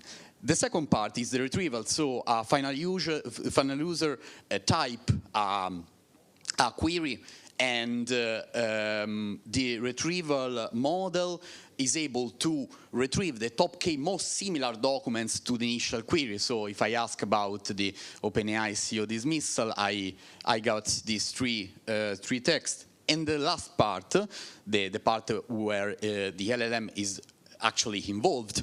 So the generation part. So I asked to ChatGPT or another LLM model, please answer the above question based on the following information with the information I got from the retrieval part. So the magic here is the augmented prompt. So instead of having just the question, I augment my prompt with some information I got from the retrieval part. Yeah, cool. Hallucination are reduced in LLM's generation. We can even trace the components, so the output of each component can be traceable, and it's a very it's an advantage for us, because before RAG, the LLM was an output, black box, and then an output. Here we have some different component with a partial output, but even in the naive RAG implementation, we miss some points. So there are missing information in the retrieve docs. If the retrieval model is not so convenient, the generated output can be irrelevant, biased, or toxic, or even more, if we combine issues in the retrieval and in the generation part, the output can be incoherent or disjointed. So there have been, I classified the advanced RAG in two different categories. The first one is called just advanced RAG. And there have been some optimization strategies in basically two phases, the pre-retrieval and post-retrieval. So the scheme is the same as we already seen before, but we enhance basically two parts. The pre-retrieval, so the indexing part, we add, for instance, metadata information in the indexing so that we can improve our retrieval. Or we expand or we optimize our query to get better results in retrieval. The second part is the post-retrieval. So we have our documents, we can, for instance, re-rank them. So we have top K in an order. We use another another model called ranker or re-ranker, and we can arrange in a different fashion, in a different order this document, or we can compress, so reduce redundancy and compress information fusing combining different outputs. Another one is the modular RAG. Modular RAG is basically we take the structure of RAG I explained before, we add new modules or new patterns. New modules is in particular the part of the retrieval or the processing of the query. So we add, for instance, a routing module or a search module. So we instruct our RAG to route information in different tasks or in different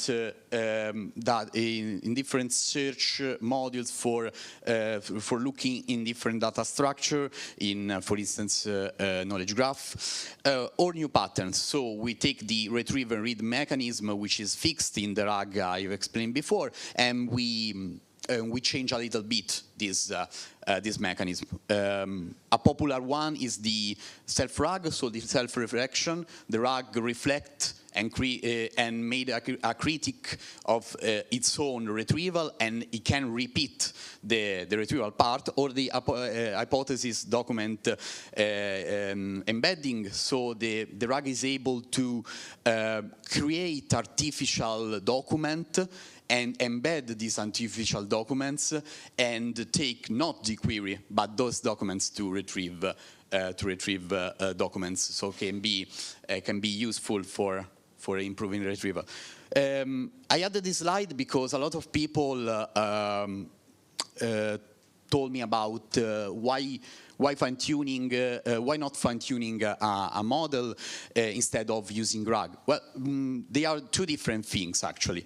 RAG, I think it's highly dynamic. It can be used, it could be added, knowledge source knowledge even on the run when you have a RAG in production, for instance, and we have external knowledge sources. It's like buying a new textbook. So if I had a quiz, if I had to solve a quiz, I can solve it by looking at the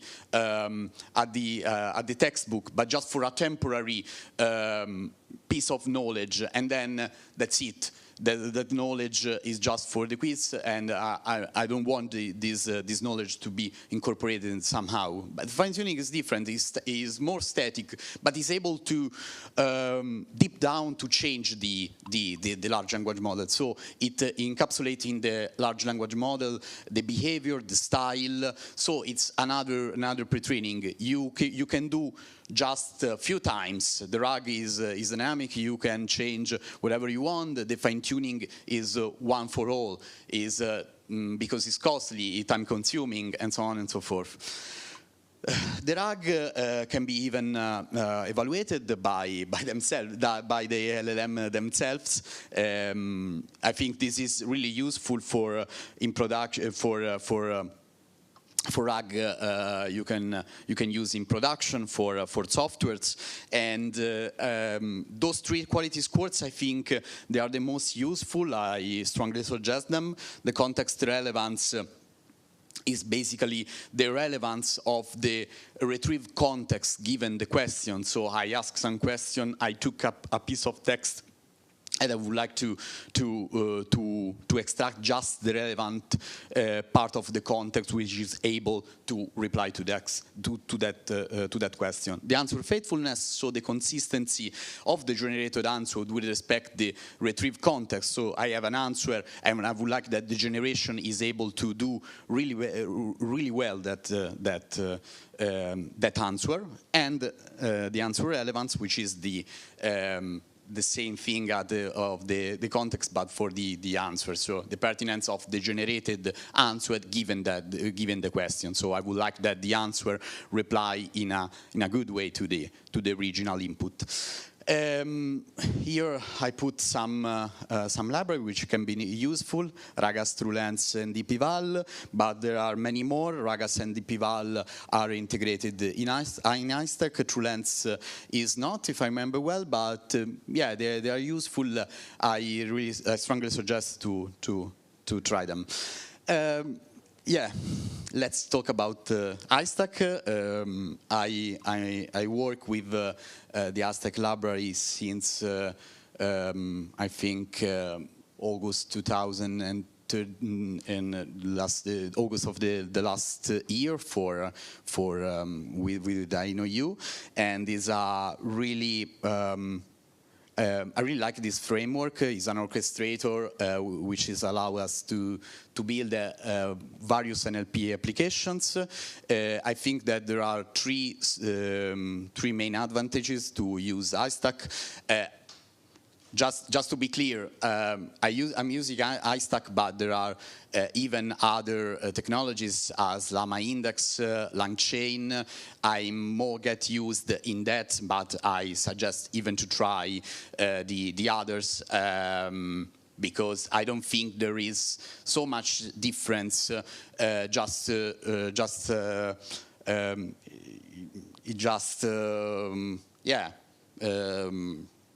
Go with what you like. And yeah, iStack, I think that can be easily integrated with different LLMs, with Llama, with OpenAI models, Cohere models, and many more, and many technologies, tools, and so on. You can build a complex pipeline using with the same library many tools, converters, embedders, retrievers, generators, and so on. And it is really really easy to build pipelines. Yesterday, Stefano told us how it's very easy to do that. Yeah, fundamental building blocks are those ones. Components are modules, basically modules that perform a single task, the preprocessing, the retrieving, the conversion of file. They can take the outputs of other components since each component has a run method. So it is really easy to put them together in a pipeline, which is a directed multigraph. And this is really cool to have a directed multigraph because we can even branch the outputs in different line of codes. Then they merge together at the end. So there are pathways really complex in the pipelines, and loops are even allowed. So it's cool that the output can be the input until we are satisfied. And this is an example. Okay, let's go. 10 minutes are left, so we have to go to the juice of this presentation. So the Ragtime is a Streamlit-based application. So I think that everyone knows Streamlit.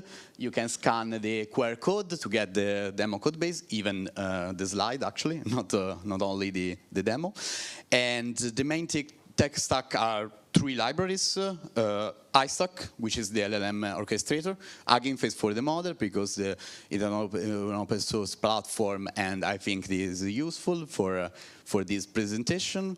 And Quadrant, which is an efficient vector database. I had the opportunity to prove the efficiency. I'm not working actually with Quadrant, but I think it's a cool technology. Ragtime is easy to be installed with Docker. I put the installation guide, so if you want to test in your laptop, is okay. Okay, let's start the demo. I hope it will work. Okay, this is Ragtime. I can ask about, okay, it's not, how can I charge? I have camera, and I would like to charge the battery of this camera of my Canon, and there is no documentation here. I'm asking just to this LLM, Hugging Face H4, the Zephyr 7th billion beta. Okay, let's ask. We will see what, without any documentation provided, what is the answer. It should be this one. Okay, no, I'm sorry. This was the last part. Okay, no, there was the documentation. So in Quadrant there was already the file, but I was okay. I wasn't prepared to that, but okay. The demo is already like that. Okay, yeah. The documentation was on in Quadrant. I put the PDF just like that. So I use the converters provided by iStack, and that's the response. I think that it's a good response. The original file was this one, and yeah, it works. But I'm sorry, I didn't delete the documentation before, because it was funny to see that without the documentation, basically the LLM try to answer to this question, and I don't know why this particular model keep going in answering itself. So I cannot do that. You can do that in this way. Okay, so how can I do this other thing with my Canon, and so on and so forth. So it was funny, but yeah. Okay, just to get back here. Okay, so two particular. Sorry. This presentation, this demo as made of two main parts. The first one is the uploading of documents here, and the second one is the chatting part. So you can add your particular file and you can chat with them. The first pipeline is the, sorry. Okay, the first pipeline is the write pipeline, and you can add with just with this pipeline the documentation you have. So how it is work? This is the scheme. It is not that complex how it look like. Basically, you can put your document, and the pipeline itself is able to route the document based on the source. So in this case, PDF or TXT. So the initial files are first of all converted. Then, in case you want to use this same pipeline, it is public in my public repository, so you can take it and use for other projects. The inputs are joined, so you can, for instance, give to this pipeline a folder with TXT and PDF, and the pipeline is able to take all the TXT and all the PDF and to convert and join them. After the joining phase, there is a preprocessing in the cleaning, so the cleaning and splitting of the docs text before the storage in the document store. There is the embedding phase, as I explained before, and then finally the docs are written in our document store, which is Quadrant. The other pipeline, which is fundamental, this one, the RAG pipeline, this is the very basic pipeline of RAG in iStack. So the input text is first of all embedded. The text embedding is used for retrieve with Quadrant embedding retrieval. So each document store in iStack has its own retriever. This one is Quadrant one.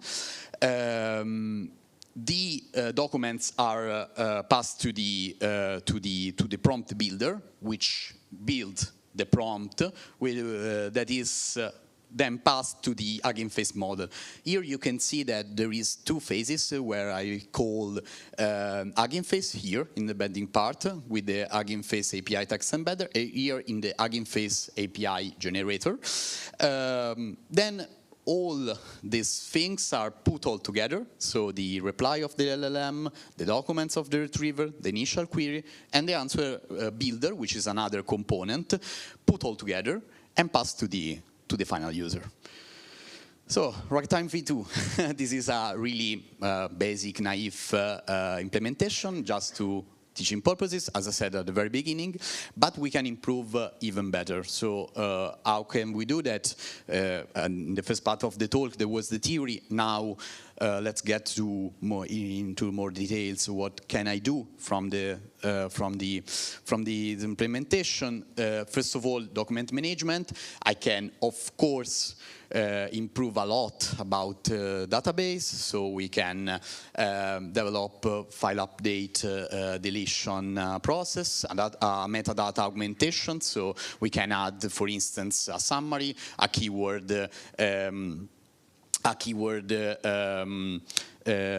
list in my metadata to retrieve in a more efficient way. We can improve the generation, so testing new generator model, but even build a chat generator. So in this case, the memory is not properly handled, but we can add even this part of memory management. Function calling, that is another important part. I don't know if you have ever heard about function calling. Basically is a new method implemented first of all by OpenAI and then even Llama, but even other models. If I remember well, even Mistral in those days released the possibility to call the function calling, and it's really useful because together with RAG you can call even other external APIs if you want to add more context in your prompt. And yeah, of course, advanced or modular RAG implementation, so loops, new components, and so on and so forth. Those are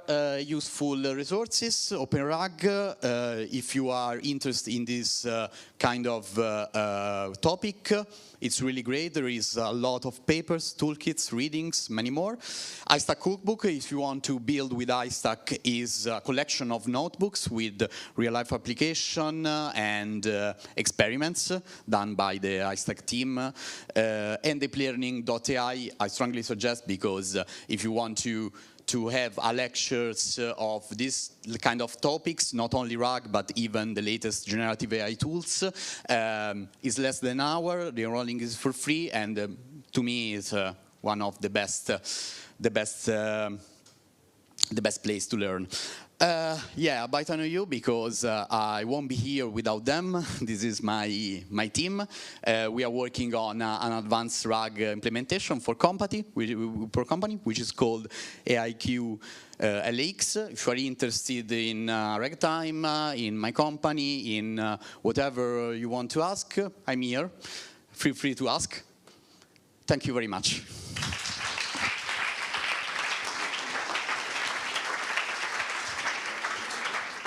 Thank you very much. That was great resource, great introduction to RAG. We have a lot of questions here. So first of all, how much more expensive is to run RAG for search compared to Elastic of Solar?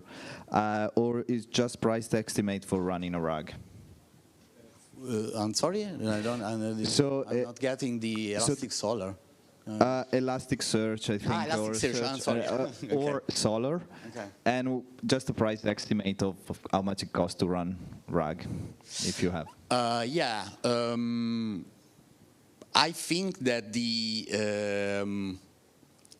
that's a good question, because RAG is not for free. You can.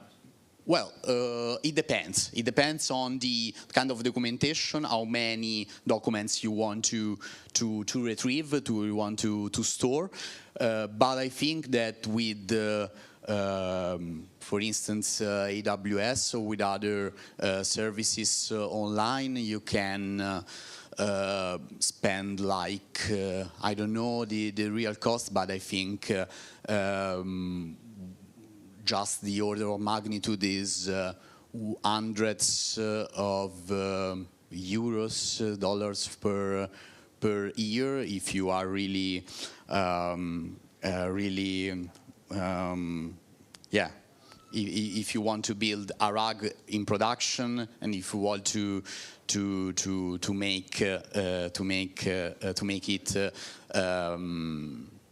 like yeah, effective in doing what it's doing. But even in my local laptop, it is possible to do that. So if you want to do with few documentation, or even do it in your local PC, is totally feasible. So yeah, it depends.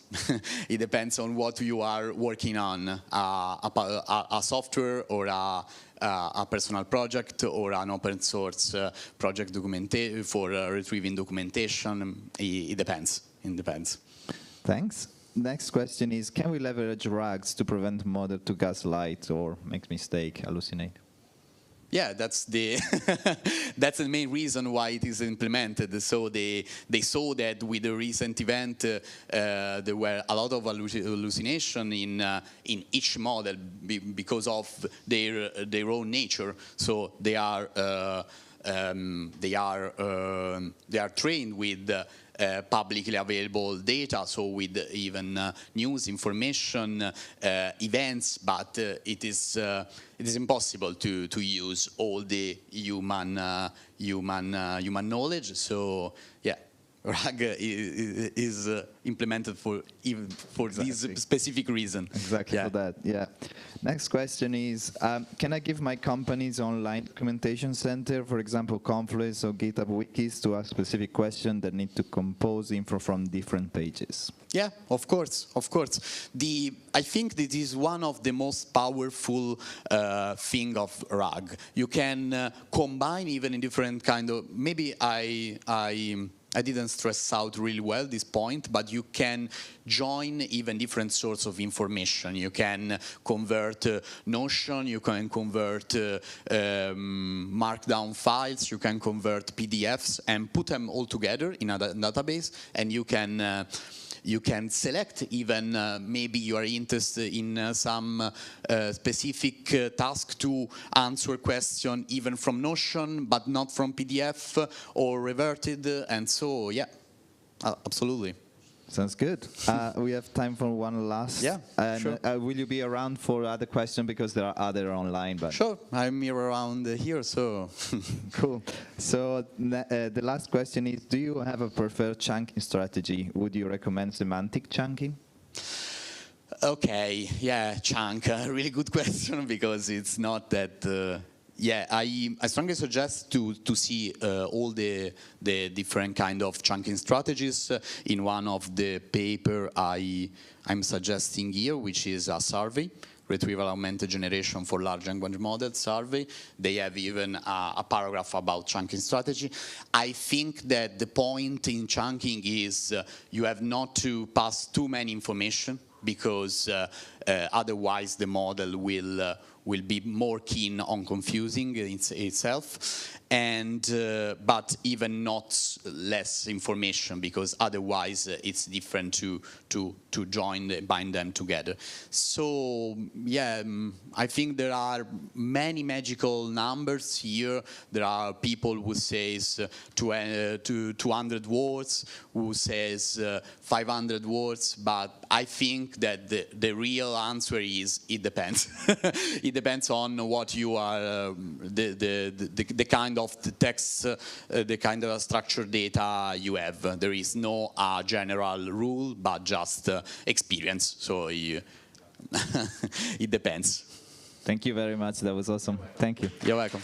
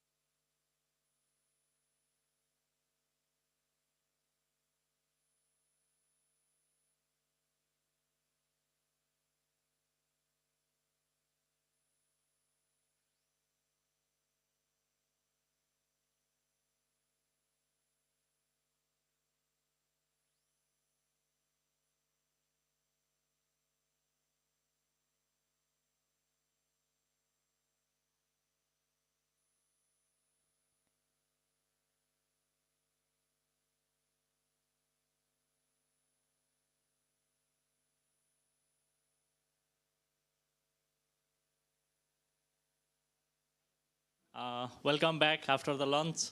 So now we are going to have the session of Mr. Peter Longo. So I want to give a stage to him. So please give a round of applause for him.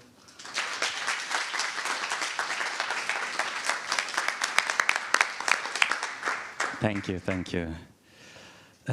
So I'm really happy to be here. So first thing is to thank the organizer who put a lot of work into this, and also all of you who make this a magical place. Slides are on GitHub, kind of easy to find with given the title of the talk. And the talk title is oh, nice, sexier. The talk title is NIM for Pythonistas, and the idea is the talk is not only to talk about NIM, but also about being a Pythonista, possibly a better Pythonista through NIM in this case. So, what is NIM? I don't know how many of you have heard about this before deciding to come to this talk or not, but NIM is a programming language, which makes it a bit awkward because we are at a PyCon, which is a conference about a programming language, although I would argue it's a bit more than a programming language Python. But bear with me. So first, it's a systems programming language, which means it's the kind of language that you can write a kernel or something like that. So it's a language in the same area in terms of power as C, Rust, or Zig, which, if you look at the code above there, you would say, but no, good systems programming language have braces. Why this doesn't have braces? Looks like Python, but it is different from Python. Although you're not seeing types here, this is actually statically typed and compiled, which I would say now it makes it a little bit more interesting because now we are out of our comfort zone, and this is one way of learning things. What can you do with it? Well, it's kind of good for everything. Some languages are designed with specific domains of use cases in mind. This was not really. I will not talk too much about what you can do about it, but that's the idea. So, I'll have to give a little bit of context about NIM, about me, sorry.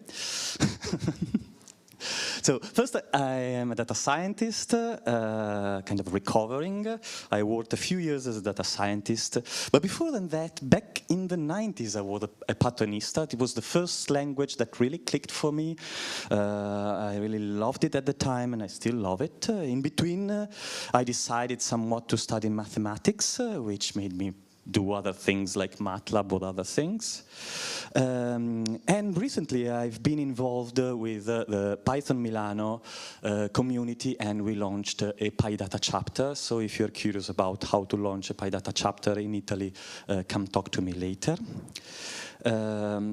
But before doing that, and in a weird twist strangely related to this will of involving myself in a community like Python, almost 6 years ago, I ran into this article on HN about a programming language underdog, which, of course, it was NIM. And since I was kind of a sucker for underdog stories, I looked it up, and I find it really fascinating. And part of that fascination is what I want to talk about. Finally, part of this talk was prepared while at Recurse Center, which is a delightful place to become a better programmer in company of kind and interesting people that are doing the same. So look it up if you're interested and ask me about later. So let's come to the topic of the talk, which is, as I mentioned, not really about NIM, but taking NIM as a use case. And the idea is, how can I one way to become a better programmer is to learn a new language and do things in a domain you're not proficient of. So data scientist, system programming, kind of two different things. Still, languages are kind of hard sometimes to say, okay, especially if you like a language, like I like Python, to say, okay, you can't have an identity crisis when writing in another language and starting to write in another language. So let's first do a little bit of therapy, which is always useful. And first, I want to talk about 3 things I like about Python, and these 3 things I think will be are 3 things which in my opinion, are also shared by NIM. And one of these is accessibility. One of the things I love about Python is how everybody can pick it up, and it's very accessible, it's welcoming for everybody. And it's probably one of the most accessible languages out there. The second thing is playfulness, which is a very important value.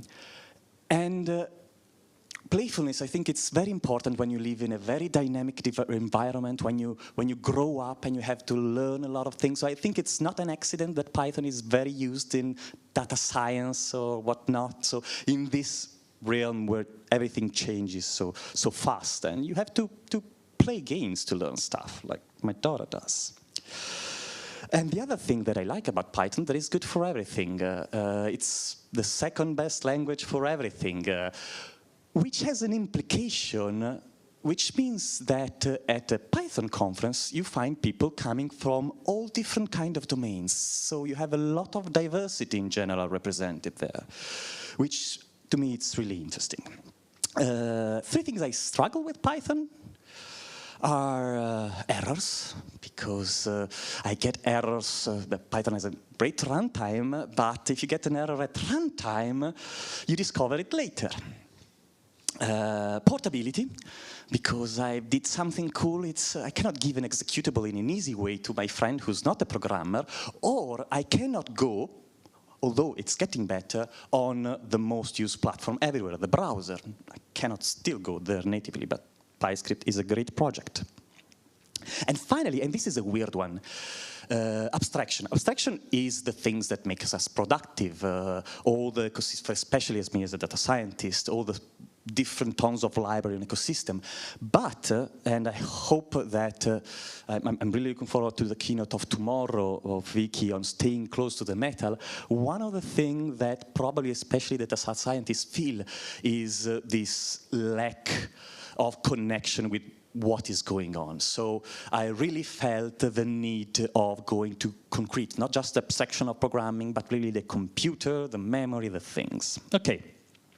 So let's get to the real topic. I will have to tell something about NIM sooner or later. So I will try to say 4 things about NIM. First, it's an easy to learn and fast complement to Python, which has a superpower which is called metaprogramming. Second, the fact that a smart compiler and a powerful type system can give you safety without compromising expressivity.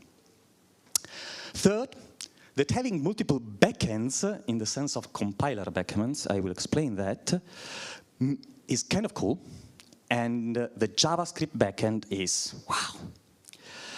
Having one is great. Fourth, NIM is what I call a niche technology. Very small community. You likely don't know anyone that does NIM. And I want to talk why should you invest about NIM, in niche tech in general. I will talk about me and NIM specifically. So, easy to learn and fast complement to Python. Since it compiles natively, you can have arrays which have a statically determining length, A and B, only occupy in memory the number of bytes that are really needed, and you can do something which is really liberating, which is using freely for loops, which is something that loops are nice, are understandable.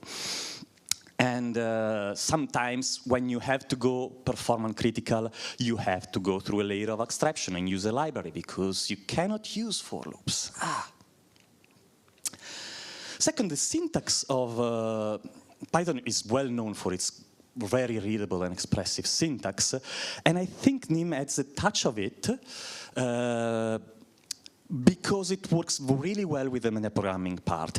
One thing that I particularly like about its syntax is something that is sometimes called uniform function called syntax, which is the fact that since at compile time you know the type of a grid, any function or proc in this case that you define on that type can be called, the NIM compiler will understand that it's called on the Python, it can be called in 3 different ways. As a command, show no parenthesis g, as a method, g.show, or as a function, show parenthesis g. So no breaking between Python 2 and 3.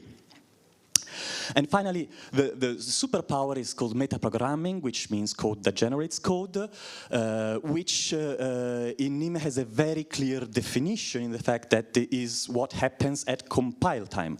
When you look for ways to do metaprogramming in Python, you would find, I mean, decorators are metaprogramming, the AST module is metaprogramming. NIM is very clearly defined, and it has a hierarchy of methodology, generics, which is basically duck typing in NIM, templates, which are hygienic and safe, not like C templates, ways to do copy and paste, which is great, copy and paste, and macros, which are the most powerful layer, and they are fully macros-like in the Lisp sense, that manipulate the data representation of code, which is called abstract syntax tree, and that allows you to write powerful domain-specific language, which I actually recently learned that is kind of something that is frowned upon. DSLs are very complex, or in some cases can be dangerous. And actually, this is something that in NIM did not happen to have bad behaviors like it happened with NIM. One of the reasons is that macros are more difficult to write in NIM than like in Lisp, and you should not use that power unless you really need it. Plus the DSLs of NIM are often compile time checked, so they're kind of nice. And finally, in terms of interoperability with Python, this sort of magic and the number of libraries, there are 2 libraries, one called NumPy and NimPorter, which builds upon NumPy and adds more functionality, makes you do things like that. You have a NIM file, implementing, of course, Fibonacci, and you have your Python file, one next to the other, sitting in the file system, and if you have installed NimPorter, which is a Python library, and you have the NIM compiler on your machine, you can just call Python on the Python file without having to do anything else, and it can already call NIM code with basically nothing to do in between. Okay, second part of the topic is about compiler and types. I will not talk a lot about types, and NIM has a very nice type system, and I've learned that different languages have different type system, and it's interesting. You should not be scarred by compilers and type systems that you've seen in other languages, and I won't mention Java or other things to say, okay, no, I don't like compilers, I don't like types. Just try other languages. So the compiler means that you can do stuff at compile time. One of the nice things that you can do at compile time in NIM is using NIM code for computing anything. If you declare an identifier as a const, you can call any type of NIM code, and this is something that will be computed at compile time. So if you really need a performant fizzbuzz, and you always need a performant fizzbuzz, you can use const before computing it, and that string will be actually, you will find it in the disassembled executable. Of course, we do not live only in compile time, so you can have variables that are defined at runtime, identifiers with values that are defined at runtime. And in order to give you a little bit more safety, there are 2 different degrees of that. A let identifier is something that is defined at runtime, but it's immutable later. You cannot modify it. The compiler will complain. And this helps you manage state, while the var one is the really mutable one. And dealing with state is one of the complex things, so a little bit of safety helps us doing things. This goes a little bit beyond that, because you can have so-called var parameters. So the parameters that you are not declaring as var are supposed to be immutable, and the compiler will complain if you try to mutate them, and you have to explicitly mark them as mutable. which is a very nice thing, and it's not really often used with the integers, but the compiler does pointer magic behind, and you can also use it with integers. Another thing that I like very much, I started studying a little bit of functional programming, which is even safer, and one of the things that you discover is that functions are really a place where you can relax because they do not have side effects. You just have to implement the logic, the business logic right, and you don't have to fight the language or anything. So in NIM there is these things that a compiler can do, which is called effects tracking, in which you can write on the left side proc, which can have all sorts of side effects, printing to screen, writing a file, accessing a global variable, while the func variant of this is something that the compiler will guarantee does not do anything of the above, and will tell you when it does. Finally, another thing that I really like about the expressivity of the language that is guaranteed also by the static typing is procedure overloading, because one of the things I struggle a lot is naming things. And when you want an API to be natural, and you want the same thing done on different sets of arguments, you have to use a different name in Python. While in NIM, since the compiler knows about time and can disambiguate, you can use the same name of the procedure for two procedures that are defined on different types. And in NIM, it has a very minimal approach to object-oriented programming, and the syntax gives you a lot of the advantages. Okay. Third part, where I tell you about what are compiler backends, and I get excited about the JavaScript backend.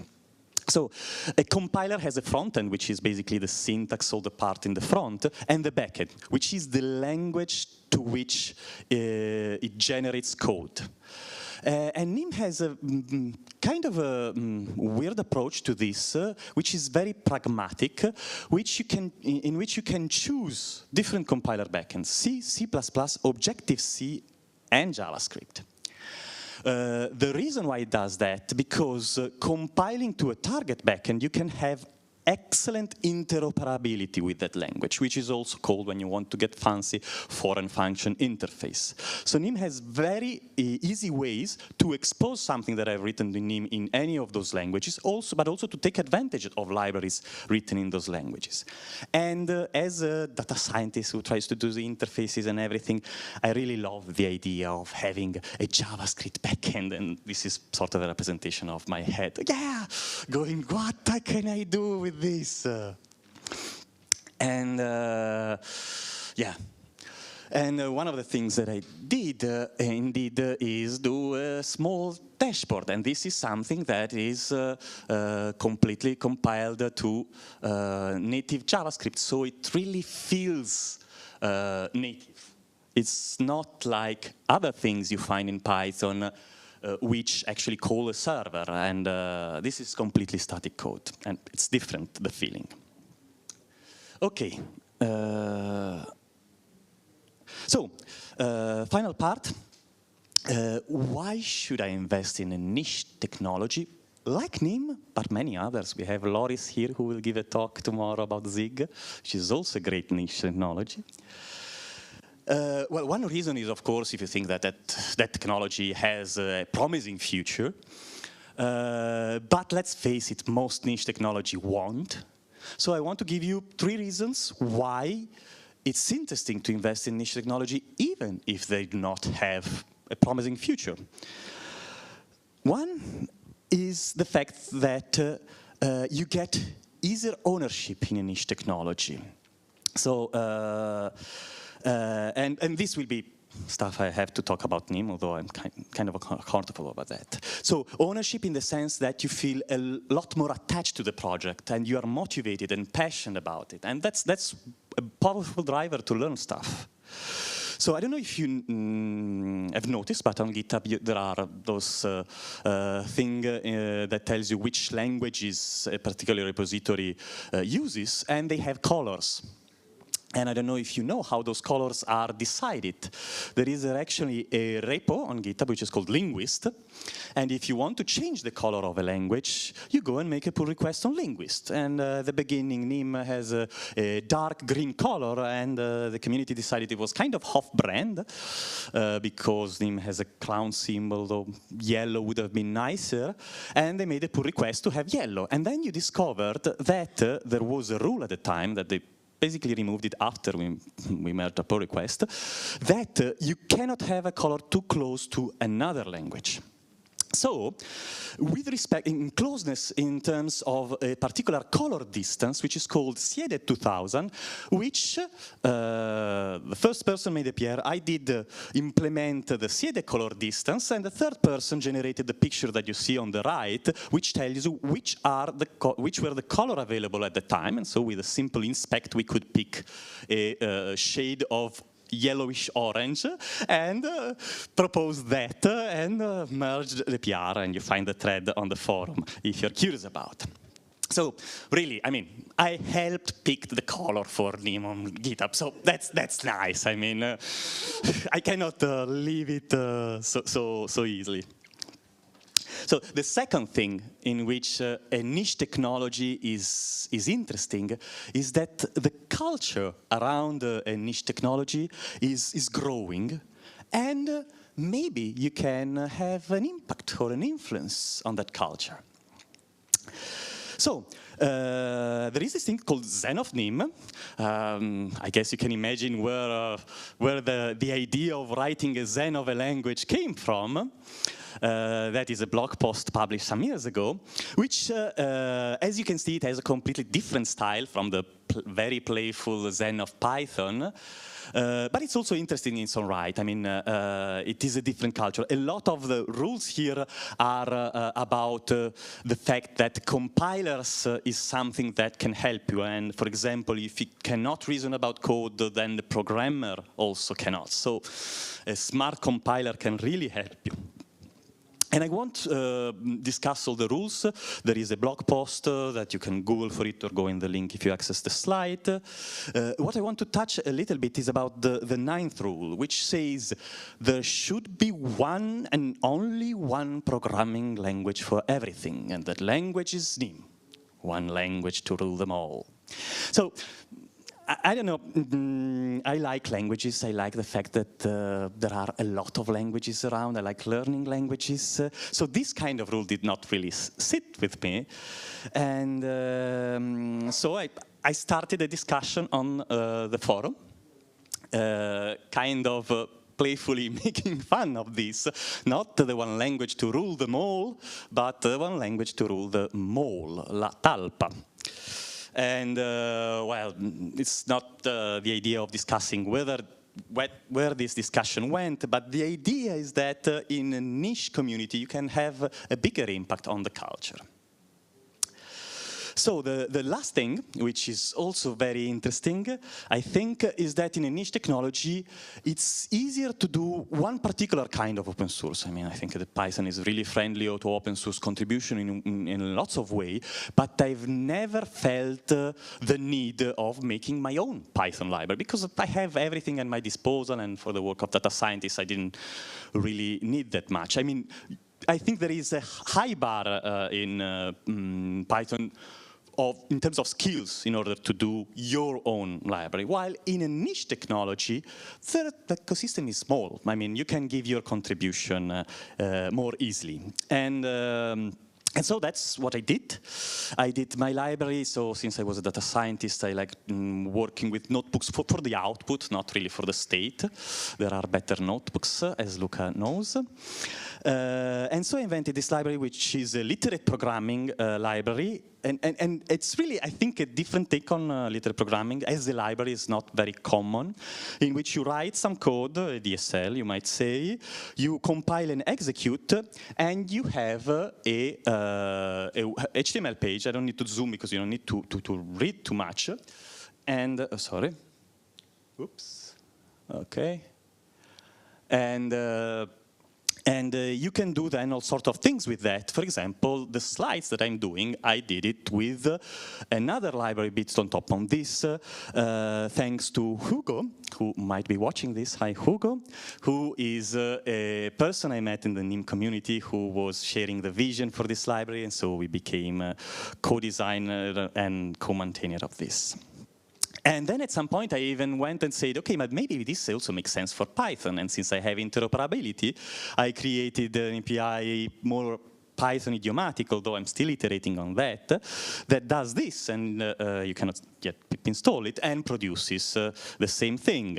And of course, the first thing that I applied it to was Advent of Code, because Advent of Code is the first thing that I did with NIM, and there is a panel right after this session, right here on Advent of Code with other friends from the Python world, which is also one of the reasons for which I will not be available for much time for questions after this, but please come find me later after the panel or tomorrow. So, what are the conclusions? The idea is that to improve as a programmer and as a Pythonista, maybe learning a new language is an interesting idea, and maybe also doing things in an uncomfortable domain is a good idea. I tried to give you reasons why you might be interested into NIM, and which is, I would say it has a lot of unexplored potential. And I think the Python community is one place where it could have a lot of interest, but you can pick a different one. And the other thing I tried to convince you is that maybe not NIM, but maybe another niche technology could be interesting. And there is Zig, there is Glim, Rock, whatever. There are a lot of great languages with great projects coming around that are really, really interesting. But still, if not, I mean, go learn JavaScript and you can do front-end stuff. So, that's the end of the talk, and I want to leave you with this quote, which through this journey of learning NIM, being a bit involved in the community, a lot of the things that I did was also comparing with the Python community. And one of the things that I discovered is, at some point, this quote by Guido, which I think it's a great quote, and sometimes we take for granted what we have here in this community and what Guido did for the language. And this idea that the most important idea in Python is not really a technical thing, but the fact that it is a language developed entirely in the open by volunteers, which are actually professionals who feel passion and ownership, is a really powerful one. And I think it's one of the ideas that, for example, is trickling, I mean, the niche languages that I also like kind of share this. So languages are not always born with a BDFL, they're born also from an enterprise, and that's fine too. But this idea is a very powerful way to build a language and a community, and it's just great being here. Thank you. I will stop and I will open up for questions if you have some time.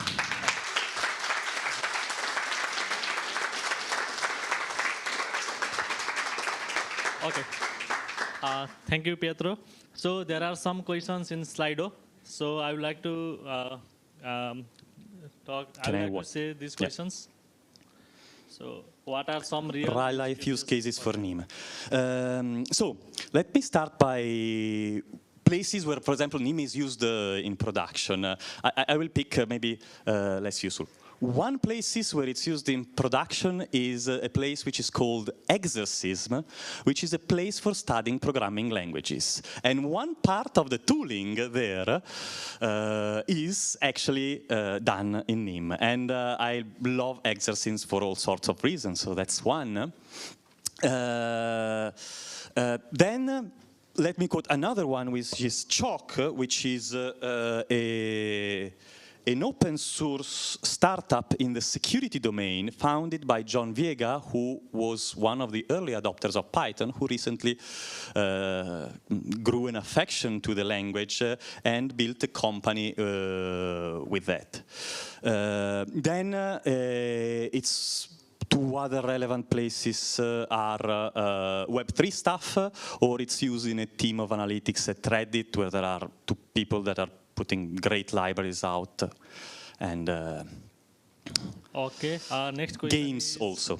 I have been using NIM for quite some time, and I have not found a pleasant way to do thread parallelism in the same way yet. What do you recommend? Okay, so that's not one of the parts. I'm a little bit out of my comfort zone, but parallelism was something that is kind of a sore point for a while. Recently, there is a new library that the creator of a language made, which is very powerful. Which is called Malebolgia, and because it's spawn threads. And then there is also a server made by the team at Reddit, which is called Mummy, for the ancient art of threads, which, if you need threads in the content of servers, seems really powerful. It's running in production with a very, very powerful way. Okay, another question. What error would compiler throw in case of an error in the code? It depends on the error. It might be type error, syntax error, like in Python. And this is something that, for example, in terms of programming languages, NIM, since it has this very flexible type system and metaprogramming, I would say they are not the best kind of level of compiler messages. They are not Elm level, which was actually the originator of the compiler, inspirator of the compiler messages in Rust, which maybe more people are aware of. Okay. Do you like Glim? Yes, I do. I love it. Does NIM have a package manager? How does it handle distribution on the different backends? Okay, yes, it does have a package manager which is called Nimble, although now there is also another option called Atlas for various reasons. Nimble started trying to mimic a little bit of Cargo, and it's one of the things that is very easy to publish packages because it's also distributed. The thing about different backends is that you can say when in the code, you can say when JavaScript or when the backend is C, and you can have different type of code with respect to the different backends. So you can have library which can be used for multiple backends, or you can error out. So it's just NIM code. It's just you have compiler guards. That's it. Thank you, Pietro. And Thank you, everyone. Okay. There is an announcement to make. Advent of Code Panel has been moved in Tagliatelle rather than Foggia, and of course the talk that was in Tagliatelle is now in Foggia. Advent of Code, Tagliatella.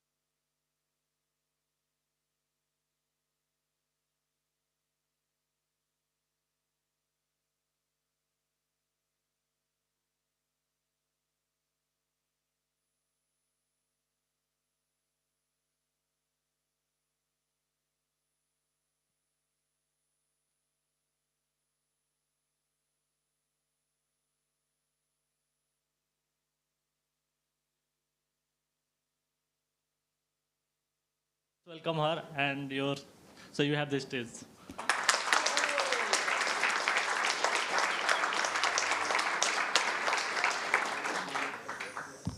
So, hello everyone, and today we will talk about Python, what's Python memory, because sometimes we start our application, but after some period of time we started to have problems, and we don't know why we have these problems. And maybe today we will able to answer some of our questions. But before it, I would like to introduce myself. I'm Julia Barabash. Originally, I'm from Ukraine. Right now, I live in Munich. I'm cloud engineer and working at NordCloud. And my role involves a lot of different stuff. It means that from creating application by using Python to create cloud architecture by using AWS services. It means that I need to remember a lot of stuff. I need to remember some tricks of the Python. I need to remember some limits of different AWS services. I need to remember as well somehow services edge cases. But here's the twist. I'm bad at memorizing stuff. For me, to memorize something learned by heart is super hard, especially languages. That's why I prefer to understand stuff and remember why it's happening. And today we will talk about performance and try to understand what is performance. What is performance and how it's related to our Python. But before it, I would like to introduce Bob. Bob, he is a nice guy, he is athlete, and also he exercises every day to achieve his goals. But sometimes he has some problems. He fails his performance. And different factors can influence his performance. For example, he didn't get enough sleep because he was worried about his exam. He upset because of the weather or something bad happened that he cannot control. Or maybe he doesn't stick to his diet that also can influence his performance. So we can see that during performance, when we talk about performance, there's a lot of different factors that can influence our performance. For especially even this weather influenced my performance. But yeah. When we talk about performance, there's a lot of stuff we need to consider for performance. The same with the Python. Because Python lives in our machine, and we don't need to only think about the code of the line that executed by Python, but also line of the code, but also we need to think about hardware and a virtual environment where Python executed. By environment, I mean our computers, our laptops, our EC2 instances, and other stuff. That's why we need to talk about the components of our hardware. Maybe somebody here knows what I will be mentioned, which components are important for our performance. Okay, we can, no, what? Yeah, one of them. Yeah, it's one of them, but it's true. Mine was almost everything, but well, let's check it together. So what I will talk about its computing units. It's basically what is mentioned, our CPU, and memory as well. RAM, it's one of them, there's more, and basically connection between them, how we transfer our data between different these units. And if we will talk more precisely about computing units, we will realize that computing units basically responsible for execution of our operations. It's responsible for processing of our data, and also it's responsible for example, executing mathematical operations. And performance of our CPU can influence by different factors. For example, number of machine code instructions that we are going to execute. Why I mention machine code instruction? Because Python is high-level programming language, and it was written for us human. CPU doesn't understand Python. That's why we have compiler and interpreter in place, which will transfer our Python code in machine code, and this machine code will be fitted to CPU. And the number of instructions of this machine code will be executed by CPU is considered for our performance. Additionally, as CPU can be different, architecture can be also different. Newer CPU can execute your instructions faster. That's why also to consider how many instructions per second our CPU can consider. There's some examples of computing units is basically CPU or GPU. Good example GPU, because right now we use GPU for machine learning. Because it can faster execute instruction, also because of the architecture, and we faster can train our model. Another important factor is memory units. It's where we store our data and store our information. Here, a good example of it, hard disk drive, solid state drive, cache L1, L2, in random access memory, RAM, that was mentioned. And this is also important because Python interacts with them, we will discuss later, and this type of the memory has different architectures, have different read and write speed that also it can influence our performance, and it's very important to consider for our also environment. And if we will dive deeper on each of them, we can see that hard disk drive, basically, or solid state drive, they have similar purpose. They use for long-term storage. Python use it for storing files that we want to reuse across, even when your machine off, you want to reuse, for example, some configuration, you want to save your configurations. Also, you want keep, for example, data for users, or also files with Python code.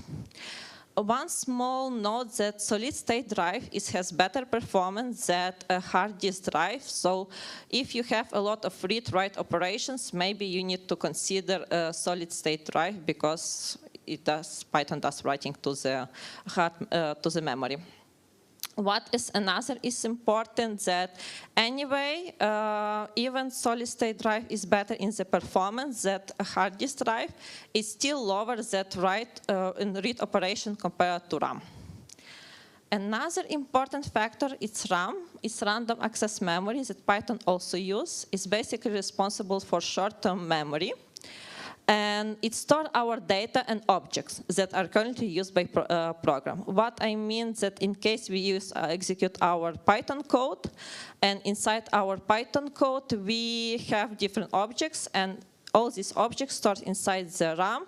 RAM has special place for it. It's called like Python private heap space. And during execution our Python code, interpreter will get some data from there and use for operations, and will pass to CPU and use for operations. Another one important is cache L1, L2, because it's also it was the smallest one, part of the memory, and one of the fastest one as type of memory. It's located very close to CPU, and is basically used for hashing. All operations that are executing going through the cache L1, L2, and one of the things that Python or internally machine can cache some of the Python operations, so it also will influence our performance by caching some most often Python operations. Some libraries, for example, NumPy, use this advantage for speed up calculations. Cool, so we have a look on the three types of the memory. And we understand that sometimes directly or indirectly Python interacts with it. And it's a lot of stuff how Python interacts with it. That's why I have like abstraction layer, because we're not going to go down into it. We just know there's abstraction layers that implemented in C that help to access like memory and manage memory. What we will focus today is basically on our RAM, and also about the this heap space where we keep all the objects of our Python code inside the code. So what's basically Python private heap space? It's basically part of the memory inside the RAM that's managed by Python. Only Python has access to it, and Python keeps its objects inside.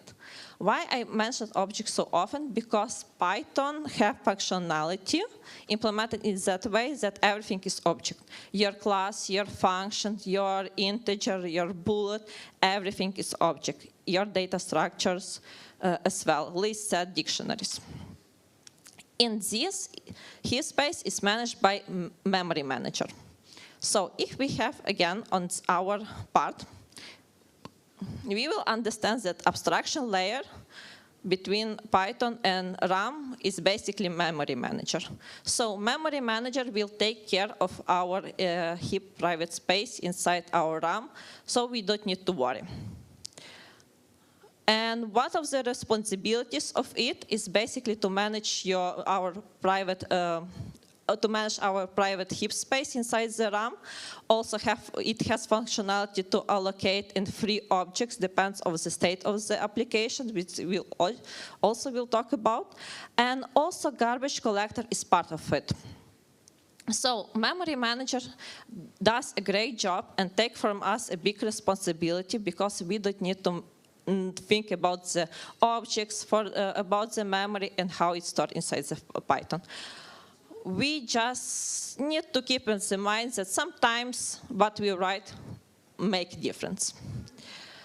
And let's recap what we talk about, because we talk about a lot of stuff, and it's good to recall it. So if I mentioned before that performance also depends on the environment where you execute. Main components is computing units, memory units, and communication between them. Type of the memory that Python interact directly or indirectly is basically hard disk drive, solid state drive. Also random access memory cache L1, L2, and all objects are stored in private heap space, and private heap space basically managed by memory manager. But stop. How memory managers knows what to do? For this, we need to have a look inside our Python. What actually going inside the Python? Because we were talking about what's going outside the Python. Let's talk about inside the Python. As I mentioned before, everything is object. Your code, functions, nar, integer, everything is the objects. That's why sometimes you can see that some people, when they create the function, they can reassign the function to another variable and later use this variable to call these functions. Because the name of the functions is basically references to actually object in the memory. That's why it's possible to assign our function to another variables because it contains basically the references. And if we have a look how it's basically our object stores, it basically keeps the value. It has three fields: file, type, reference, count. And basically it's a representation of the object in the private heap memory, private heap space. And where, for example, here we have the object of integer 3, we have value of 3, we have type int, and also we have reference count 1 because there are some variables that reference to it. And when we execute Python, all these objects create during execution. Another important factor is basically variables, because variables is actually just reference to our memory. It's very hard to remember address inside the memory because if you check, it's just numbers. And that's why we have nice variables that we can remember and reuse across our call and can speed up our performance. And that's why basically variables is just names or labels that actually point us to the object inside the memory. And if we have a look here again on our small example, what is actually happening when we execute code of lines, we can see that during assigning of 3 to A, what Python does, Python interpreter does is creates the object inside our private heap space. It will have value 3, type in, and references 1 because something is referenced to our object. With next line of code, when we assign number 6, it will create a new object with value 6, type in, and reference count 1. You can see that we don't change the previous object, we just create a new object and cite reference to the new object, increment reference count to 1, and for the old object we decrement value to 0, because nothing points to our object, and from this moment it will just reference to the 0. It's basically what will happen inside the Python. But stop again. In this case, if we just create the new objects and we don't have, if we keep still all objects in some point of time, it will give a lot of errors, our application crash, it will be super expensive to run our application. That's why we need, again, to talk what's happening exactly to our old objects. And for this, we need, again, have a look in our objects. As you can see that we have value. We know it's the value of our object. We know the in to know how we interact with this value. But also we have reference counter. And it's a very important thing because it's basically how Python understands how to manage objects. It has two strategy. First of all, it's reference counting, where we count references to all our objects. Depend on the state of your application, it can be incremented or decremented. For example, when you assign a new variable, it gets incremented because more variable assigned to it. When you assign your variable to a new value, your value gets decremented because it associates it with a new object, and old object doesn't have new previous association. And it's very important because some point of the time, this reference counter will reach 0. It means that nothing reference to our object, and Python understands we can get rid of it. That's why I have a garbage collection. And basically the logic of the garbage collection that it runs depends on the number of your operations that can remove it. And so we have this nice garbage collector that can clean up our space, free our space for further execution, and it also optimizes our memory. The thing is that we can trigger it manually as well via using of one of the module, GC, or also we can set up the threshold which it can be triggered. And basically it's how Python manage objects. And if we have, again, example, have a look in our example, we will see that our all object will be removed. After that garbage collector will check all objects because he will notice that reference counts will be 0, and it means that nothing is using our previous object and will be removed. Great, and now let's recap what we were talking about today.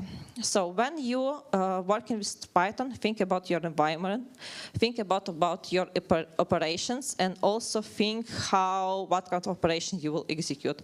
For example, if you have a lot of read writes, you need to think about your memory and how you want to optimize it. It's basically connected to hardware. Also remember, everything is object inside Python. It means that if you have some part of the code that it's part of the code, it stays there, it not influence my memory, it's not reachable by any code, it will not bring me some problems. At some point, it also will influence your memory because when Python compiles your code, it transfers all functions to the objects, and these objects will keep inside the RAM, so it can be called during executions. All objects are stored in private heap space. Also, private heap space is managed by memory manager, and it's responsible for it. And Python used two strategies to keep track of the object. It's basically reference counting and a garbage collection.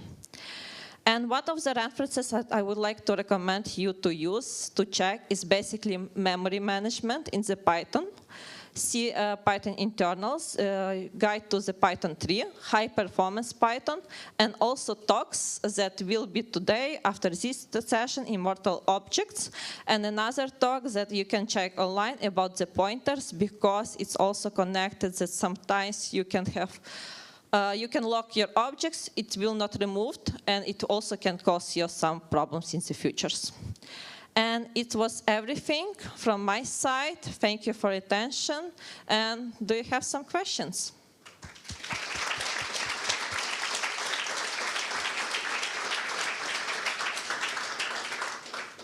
Okay, there are some questions in Slido.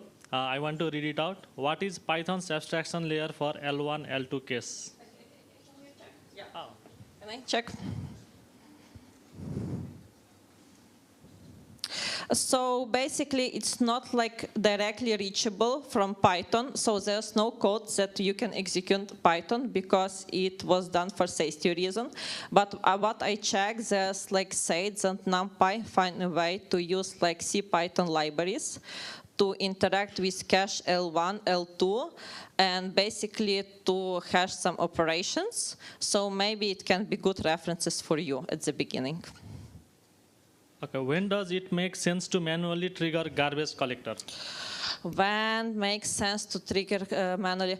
I think maybe during caching, if you have a lot of caching and you don't have control of your caching and you don't want that your cache stays forever in your memory, maybe it's good way to trigger your garbage collection. How Python manages cycle references? Cycle differences. It's this one. Unfortunately, I don't. Cycle references. This I think so. Cycle references. I think it's when the object is get locked.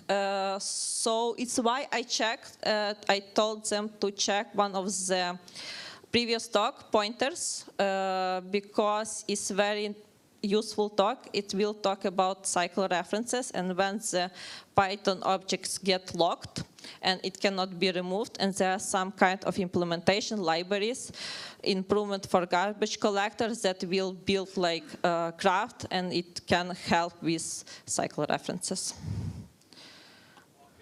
Do you think Python could benefit from using pointers, not only for performance, but for being explicit in behavior and memory management? Do you think Python could benefit from using pointers, not only for performance, but being explicit in behavior and memory? It's very good questions, but also, unfortunately, I don't have answer for it, because really to understand what brings you performance, you need to compare. So you need to run tests, you need to run some performances tests, and after that, after measurement, you can really see what will help you. So it's very hard to say without real life example. Okay. When does a garbage collection run? In a separate CPython thread or as a step in a main loop? Yeah. What does a garbage collections? When does a garbage collection in separate Python thread or step in the main loop? I think it's run behind the scene, but I remember, but maybe I'm being wrong, but unfortunately I don't have question for it. I know that it runs on the background, and also it was done so do not influence performance so much, but it's very hard to say in which thread it runs. Okay. Which challenges have you experienced? Yeah. Okay, I will read out first. Okay. Which challenges have you experienced that you had to dig into Python memory management? Python memory management. Fortunately, so far, zero challenge. No, it's not about Python memory management. It's more about optimizing your environment, because depends on the applications that you run. For example, in case you have a lot of operations, calculations, like a lot of operation for processing, you need to have stronger CPU. In case with communication of the data, and maybe bigger RAM memory. In case of the storing the data and reading from hard disk, you need to also think about the quality of your hardware. So it's not only about problems of the memory, but also think about where your Python get executed. There is a last question. The talk summary mentions tools to analyze memory uses and optimization tips. Could you talk about some of these tools, please? So there's memory profile, one of the native Python tools, and for beginning you can start to use it. And I think yesterday there was a nice workshop unfortunately it was yesterday, also for profiling. It was memory, I believe, and memory, And also a very nice tool for profiling all the memory, so you can check it. Thank you so much. Thank you.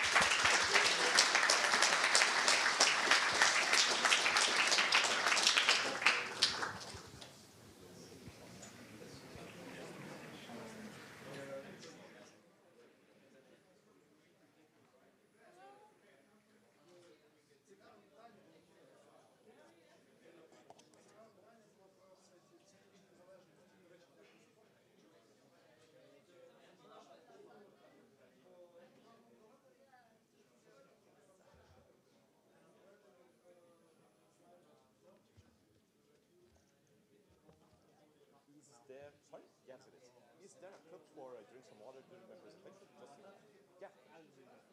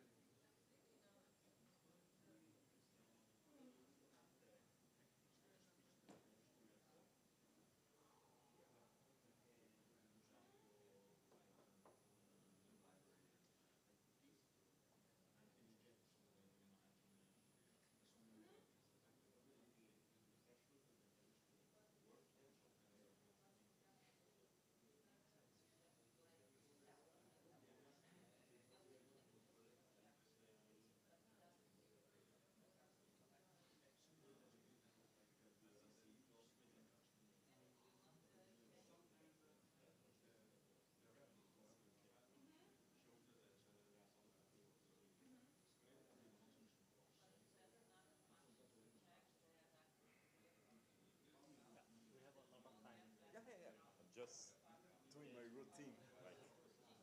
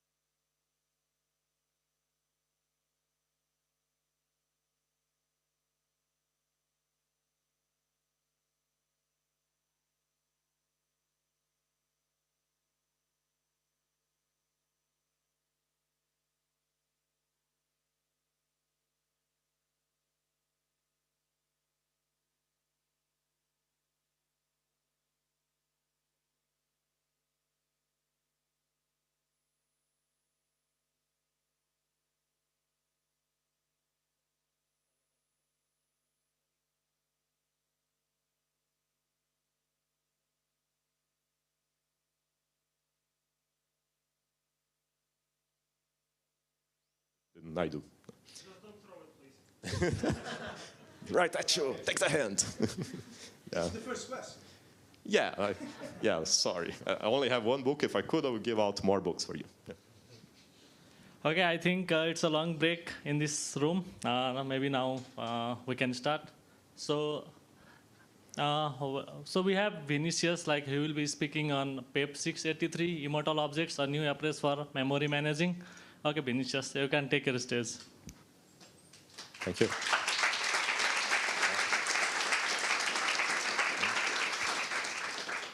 Thank you so much. You've seen the slide. This presentation is called PEP 683, Immortal Objects, a new approach for memory management. A little bit about myself. For those who never heard about me, my name is Vinicius Gubiani Ferreira. I am from Brazil. I work at Asion Technologies. It's a serverless edge computing company. I just became a tech manager at Asion like 3 weeks ago. Didn't have much time to change that other picture of the guy with the scissors, because before I was a manager, I was a QA team lead for about 2.5 years. So I think that image passes as I feel about quality itself in code. And before that, I worked as a back-end Python Django developer for about almost 3 years and something. I like to work on open source projects. The most amazing project that I worked in is translating the Python documentation for Brazilian Portuguese. And I also love craft beer. My favorite one is Weiss. If you know where can I get a Weiss beer around town, please let me know. And ride a bike around my park, a park in my town. Don't even own a bike myself. I rent it per year, so it's easier for me than doing maintenance. So our schedule for today, we're going to talk about memory, of course, like it's in the very first slide, like from the basics, Python objects, garbage collector, GIL, threads, processes, how they all relate. Then we're going to talk about the motivation for this PEP itself, why it was created. Then problems that arise when implementing this PEP. And after that, a brief into what's next in the future, into how this immortal objects thing can actually be used in the future in other changes in Python. So let's start from scratch. Memory from the basics. Like everything in Python is an object. And if you don't believe me, I'm going to quickly demonstrate by using Python, of course. If we ask Python, is the number 42, the meaning of life and everything else, an object? Turns out, yes, it is. And you can do the same question for an empty list, a type, such as float, and even methods like the upper method in strings. They are also objects. And the other variations of methods, like anonymous functions, are also objects.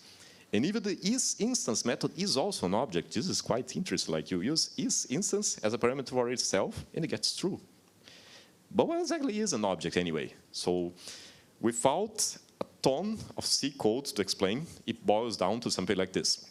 Let's say we have a variable, a equals 50, and then we need to think of it as something, in this case a, pointing to a value, in this case 50.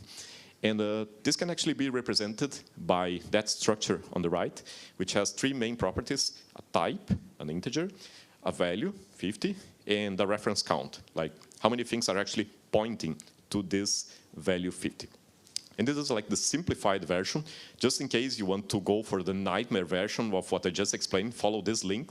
It will take you to the CPython repository, and then you can have a lot of fun, much beyond this very, very simple explanation. But now let's try to create some extra objects. Let's say we have a equals 50, b equals a, and c equals 50. And we will use the id method just to check the memory position of these objects. And something funny will show up, like they will all have the same memory position. So what's going on over here?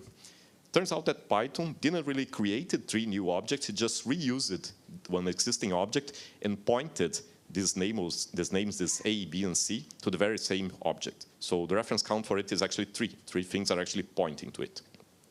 We can also use the is operator to double check that they are all the same object. Now, let's go the other way around. Instead of incrementing the reference count, let's try to decrement it. Let's say we set A to none, B to false, and C will be the very last thing that's actually pointing to the value 50. So all of them will have the reference count as 1, and we'll have different memory positions. In practice, it won't exactly be 1, the reference count, but we'll get into that in 2-3 slides ahead. And we can even push even further, like using the delete statement for actually removing the reference that C was actually pointing to the value 50. Now, nobody else is actually be pointing to 50, so the reference count is actually going to reach 0. And then the garbage collector is going to kick in and grab the memory, release it back to the operating system. So garbage collector in Python is the mechanism for actually releasing the memory, so you don't like drop your whole operating system. And it can kick in one of 3 possible ways, like when a variable is reassigned, when it gets out of scope, like exiting a method, or explicitly calling the delete, like we did over here. And here's some sample code that you can actually use to check how many references you have for anything in your Python code. And you can use either this or the sys.getHalfCount method, but I actually prefer this one because the getHalfCount actually creates a reference and gives you the wrong number, so you actually have to decrement it by 1. So this is actually a better approach, gives you a clean approach, the exact number that you have. And I mentioned about 2 slides ago that if you try to do this for some values such as false, none, etc., then you may get some weird, unexpected results. So this is actually because the Python interpreter is booting up when it is loading. It sets a lot of references to some particular variables. So you might get unexpected results depending on the Python version that you have. Now, let's talk about CPU. Let's say we want to speed up our code as best as we can. And we mostly have 2 good options available, which are threads and processes. Threads are lightweight and easily share memory. And processes, on the other hand, like are bulky and have a bit of a hard time into sharing memory, but they are more isolated. There are other ways, such as async I/O and distributing jobs across the network on different computers, but they mostly boil down to these 2 over here, threads and processes. And what's the issue with objects when trying to share in threads or processes? It is possible for a mistake to happen in the reference count field, and it actually never reach 0. So we end up having what's called a memory leak, a memory that is never returned to the operating system. And we'll discuss with more details in a couple of slides ahead how this can actually happen and why is this such a big problem. All right, so after this brief introduction, let's talk about the PEP itself. PEP 683 was actually created by Meta inside Instagram, and they had 3 different reasons for creating this PEP. They had issues about CPU cache invalidation that they wanted to reduce. They also had issues about data races condition that they wanted to avoid. And finally, they had issues about copy on write, or just cow in some other places where appear, that they also wanted to avoid. So let's discuss each one of them individually. So cache invalidation. In order to improve performance of the code that is actually running, the CPU actually likes to cache data near its memory, like L1 and L2. So just so we want to have to go to the main memory, to the SSD, to the hard drive, to fetch it again. And for constant object that doesn't change, this should stay in the cache memory for a really, really long time. However, there is a bit of a problem with Python objects is that if you create a new reference, that actually changes the reference count. And unfortunately, destroys the memory, invalidates the memory that is in the cache, and the CPU needs to go back to the main memory and get that object again and keep it on the cache.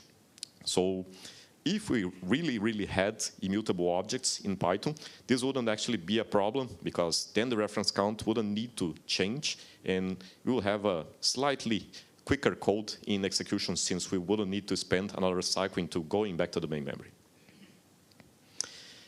And talking about data races when we're actually sharing objects with different threads and processes. Python is not actually considered a thread-safe language, so it is possible for mistakes to happen.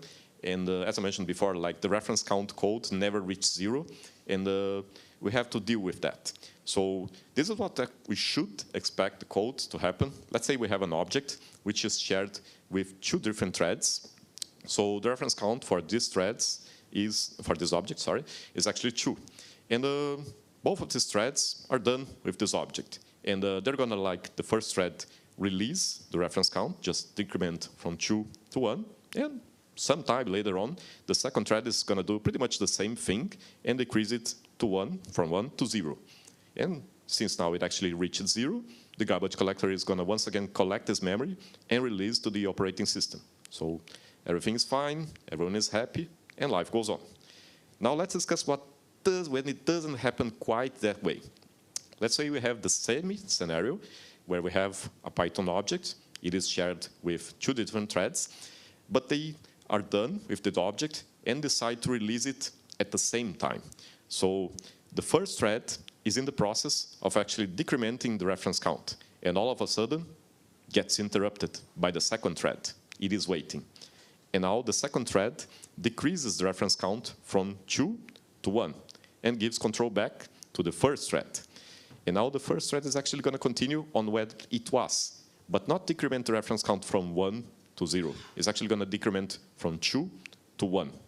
And what's the problem over here? This reference count will never, ever reach 0. And now we have a memory leak.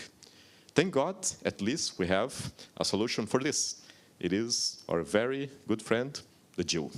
Nobody likes the Jill, right? Yeah, that was an awful joke. But unfortunately, the Jill solves this problem, but it locks up the Python interpreter. It doesn't allow us to do multi-thread with different cores inside Python. At least it didn't. Like, we had some changes recently that kind of allow us. And if we had truly immutable objects, this was not a problem, the reference count field. Like, this value is constant, it's never going to change. The reference count doesn't matter anymore. Then this wouldn't happen. We wouldn't have to care about that. Hold that thought. We're going to go back into that a couple of slides ahead. And this is particularly, I think, the most interesting case that Instagram decided to work on. It's about copy on write. So a bit of context over here. Instagram, they actually use a pre-forking web server architecture for their Django application inside Instagram. And what exactly does that mean? It means that they have a master process, and that processes end up spawning other child processes, and these child processes are the ones that receive requests, incoming requests from the clients, and handle whatever they are looking for, like images, posts, text, whatever. And for each child process that is started, they actually receive a copy of the parent memory, but it is shared with them in a read-only state. And they had a lot of memory, which is supposed to be constant. It's going to be the same thing throughout the whole execution of the program. It's not supposed to change. But unfortunately, like almost all operating systems, they work on a copy-on-write scheme. What exactly does that mean? It means that if I want to change this memory that was shared with me in a read-only state, I must make a copy of it. So that's the name, copy on write. Makes sense, right? I never knew about that. I discovered this when making this presentation. Didn't understand. And the situation was, they had a lot of memory that was supposed to be constant, but turns out it was not. They measured it up and they found something really interesting, like the number of requests were going up in the right direction, and the memory usage was supposed to be a lot of constants, and the memory usage was still going up. And at the same time, the shared memory, which was supposed to be near to constant, was going down. Like for each new request, going down, down, down. And this is really interesting. Like, does anybody have a clue what's going on over here? It's not worth a book yet. Go. What? Not quite there. It is near, but not. Anybody else want to take a guess? Yes. Yes, it is. Unfortunately, what was going on?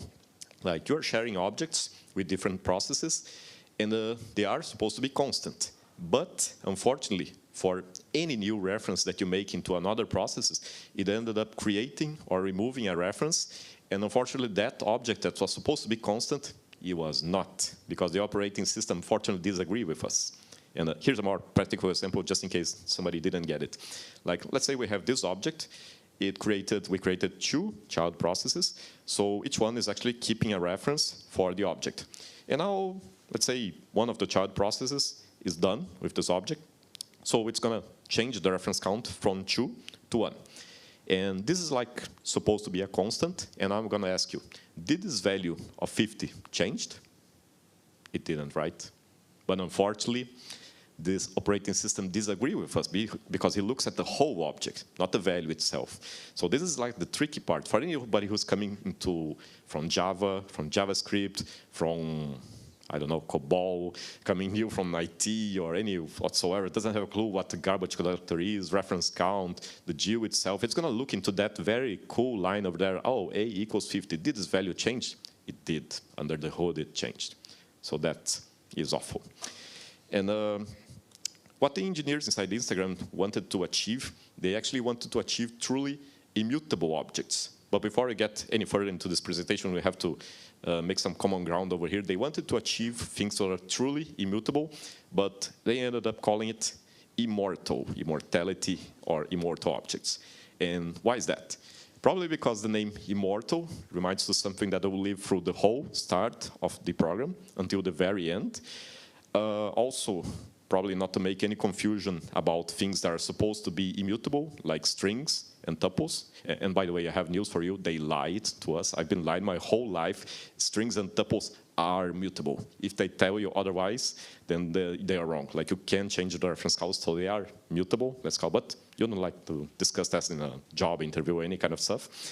And probably like maybe immortal objects, that is a cool name, right? At least I think so. It's great saying like immortal objects. What is that? I'm coming to this presentation. Yeah. So this is where I get to the nasty part of this presentation about the C code. There is not much C code, but I'm going to do my best over here. This is a short, brief representation of what a C object looks like. We have over here like the reference count field and the object type. There's also the data part, which is not over here just for the sake of actually making it simpler. And what they decided to do is set this reference count field to a really, really, really high value. So when you get to this value, this will be like an immortal object. And then the reference count field wouldn't change it anymore. And what value is that? Is that really high value on the top right over there? I'm not going to even try to read that because I'm going to be ashamed over here trying to read. That is it looks like a magical constant. It is not. It's very specific. You get that value when you set all the lower 32 bits. And this is a print screen from the CPython implementation. You can also see the definition of the PyImmortal constant at the end, in line 110. And what they also had to do, they also had to ensure that the increment and decrement part of the code for the reference count field wouldn't change anymore if you're actually dealing with an immortal object, because you reach that value, it is not supposed to change it anymore. So you can see that on the first line of each macro over here, it is an immortal object. Yes, it is. Do nothing. Just keep it. Some examples of immortal objects that I've seen are like values that comes along very often in Python code, like none, true, false, empty strings, small integers. And of course, inside the Instagram, they probably have like specific objects that are most like particular to them, and they mark it as constant. They reuse it a lot just for the sake of actually saving up memory. And what I got after these implementations, like they noticed that the number of requests as it kept growing, they are using less memory, and there are more shared memory, like on a higher level. But most important, like for the first time in Python from 3.12 forward, we had truly immutable objects. And why is this a big deal? Because we're actually bypassing the reference count, the garbage collector, and most important, the GEO. Like this object is now greater than the GEO. You can share it with anyone you like, threads, processes, somewhere and across the network, doesn't care. It's going to be surviving everything and everyone. So that's great, right? Except we have problems ahead. So keep calm and carry on. The issues they had to work on were mostly like working about backwards compatibility. So like making sure the Python application wouldn't crash, because we're not actually dealing with Python code over here, we're dealing with C code. And anybody who has programmed in C knows if you just look at your program, it's going to crash, like it didn't like your face, that kind of stuff. They also had to worry about accidental immortality, and that is a real thing. It actually can happen. Like you just set a lot of variables to any specific value you'd like, and then the reference count is going to start incrementing and incrementing. So you just keep doing that, do it a lot. And after that, you're going to reach that really, really high value you saw before, and then you have an immortal object. Luckily for us, it takes about 4 or 5 computational days just to get to that value, so we're safe. They also had to worry about platform compatibility, which means like getting this working into different operating systems like Unix, Mac, Windows, different architectures, 32, 64 bits, ARM, what else? Different compilers such as GCC, CLang, and most important, they also had to worry about performance degradation. You notice that I mentioned about the Py increment and decrement macros. Like, this is like the hardest part in the Python code. If you're doing pretty much anything with Python, you are passing that part of the code. And there are other places that they change it. And of course, this is like a simplified representation over here during this presentation. They measured it up, and it got worse in Python by roughly around 2%, which is fairly acceptable, like a win in memory, but lose in CPU. It's a kind of a trade-off. So now let's talk about where immortal objects can be used. I'll show this graph before. I'm going to show it again because I find it pretty amazing. Like, you're going to have a lower consumption in memory when you're doing parallel processing on a scale. If you have a lot of requests coming in and you have constant memory, then you're going to consume less memory. But once again, most important, you're actually going to be able to bypass the GUI itself. Like, these objects are greater than the GUI, so they survive. And there are two PEPs, at least, that I know that considered using immortal objects. The first one was PEP 684, a pair interpreter GUI. It was presented on PyCon US 2023, I believe. It's really great. And the other one is the big one, the one of the moment, PEP 703, making the GUI optional. So I'm going to quickly discuss each one of them over here. PEP 684, it has the objective of actually running parallel code into multiple cores. And who's the guilty over here that we can't do parallel processing? Anybody have a guess? It's in the slide. Here's a tip. The Jew. Yes, of course, the Jew. Is the Jew a villain? I don't think so. At least I like to think that he's the guy that lived long enough and unfortunately became a villain. And why is that? He actually allows us to not, I don't want to handle semaphores, that kind of stuff, take the racist conditions, so we're fine. But unfortunately, he's actually holding us back and preventing us from doing multi-core parallel processing. And what this PEP actually did, it created the idea of subinterpreters, and it takes the best of both worlds, like using threads, lightweights, and processes, isolated and completely safe.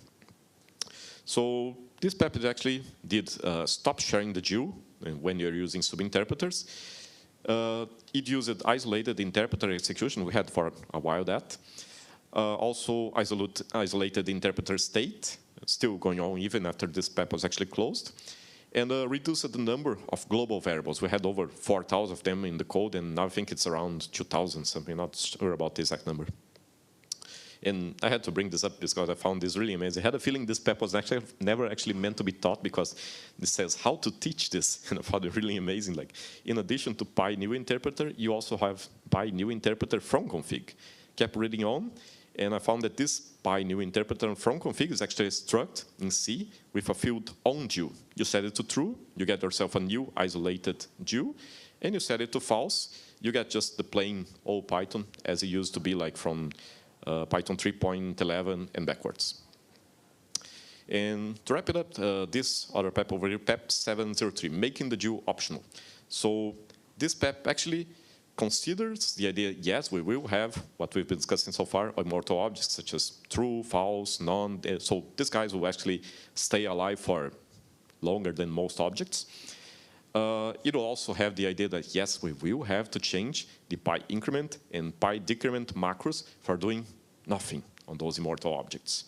So you're probably wondering, oh, great, this is actually going to use PEP 683, right? Turns out it is not, because the objective of this PEP is actually making the GUI optional. So the people involved, they decided to go for a different implementation. Instead of actually reusing a field, they decided to add a new field. So they actually ended up with different bit representation for marking immortal objects.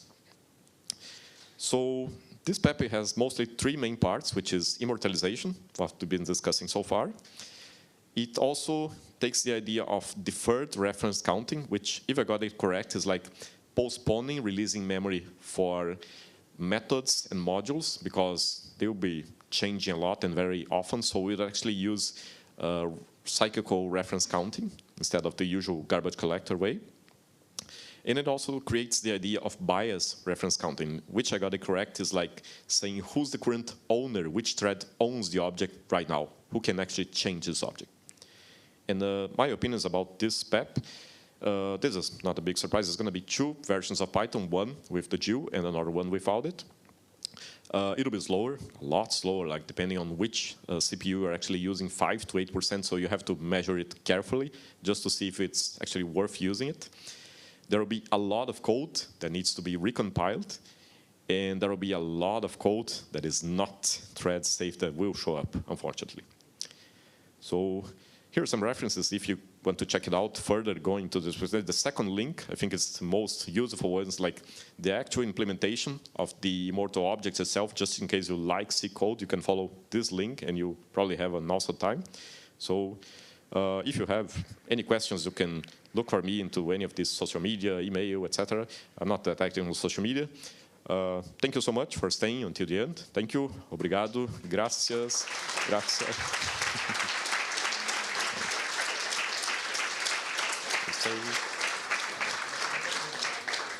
Okay, thank you, Vinicius. We have questions on Slido. Yeah. I want to read it for you. What is a good use of Immortal object into a Django project? In a Django project, let's see. This particular case for Instagram, their web server is like a Django application, and they use it just for the sake of actually reducing the number of memory because they're using. They have, I don't know how many requests. I'm probably going to say like millions and hundreds, that kind of stuff. So this actually reduces the memory that is being used. Is that person in the room? Oh, congratulations, you get a book.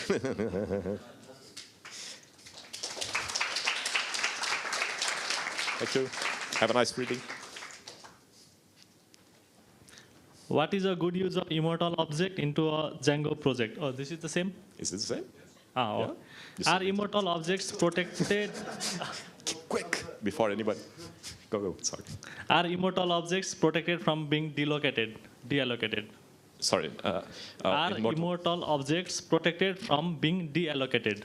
Yes, they are. They are essentially a memory leak. Like, they're only being deallocated when, in 2 occasions, like when you deliberately close your application or when the application crashes. Essentially, they are a memory leak. Like, you are causing a memory leak on purpose just for the sake of instead actually allocating memory and deallocating memory and wasting CPU and sometimes even using more memory than you should. Like, you just allocate memory once, and that's about it. You go until the very end of the program, or when you restart it, crash, that kind of stuff.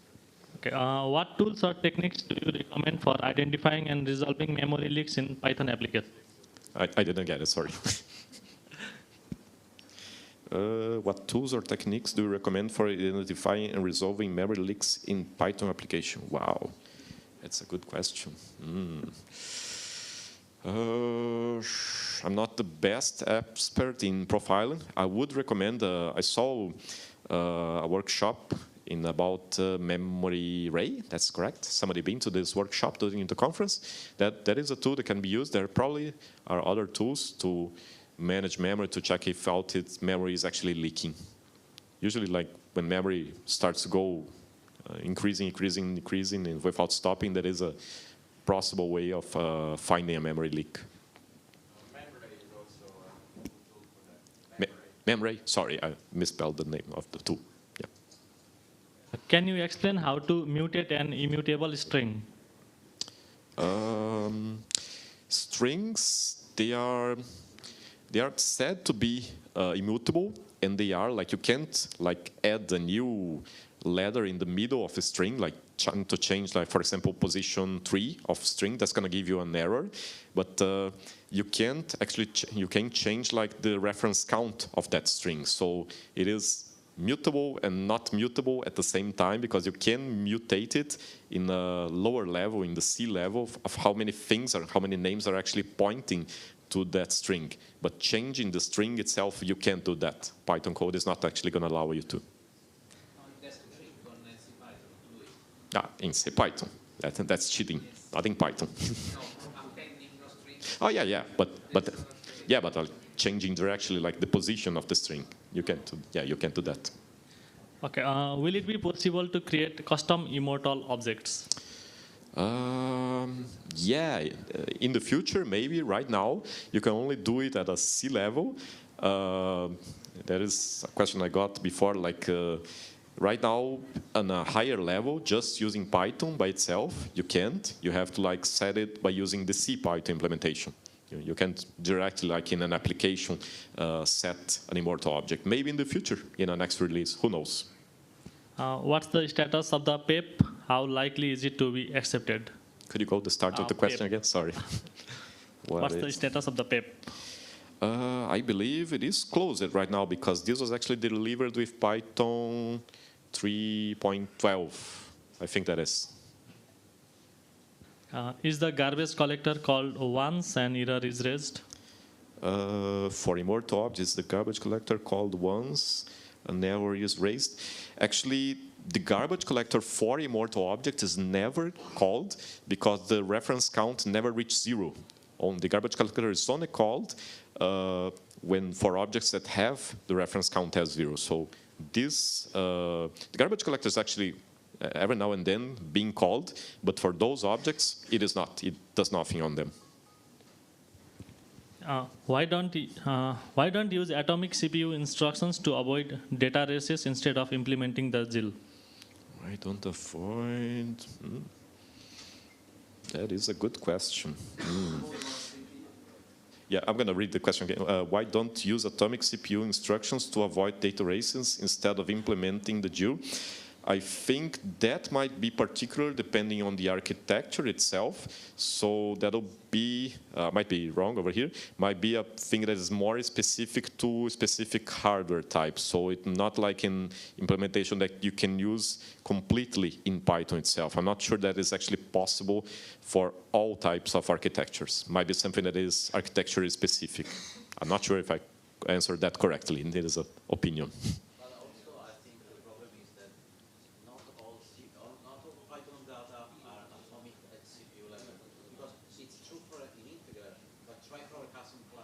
Yeah.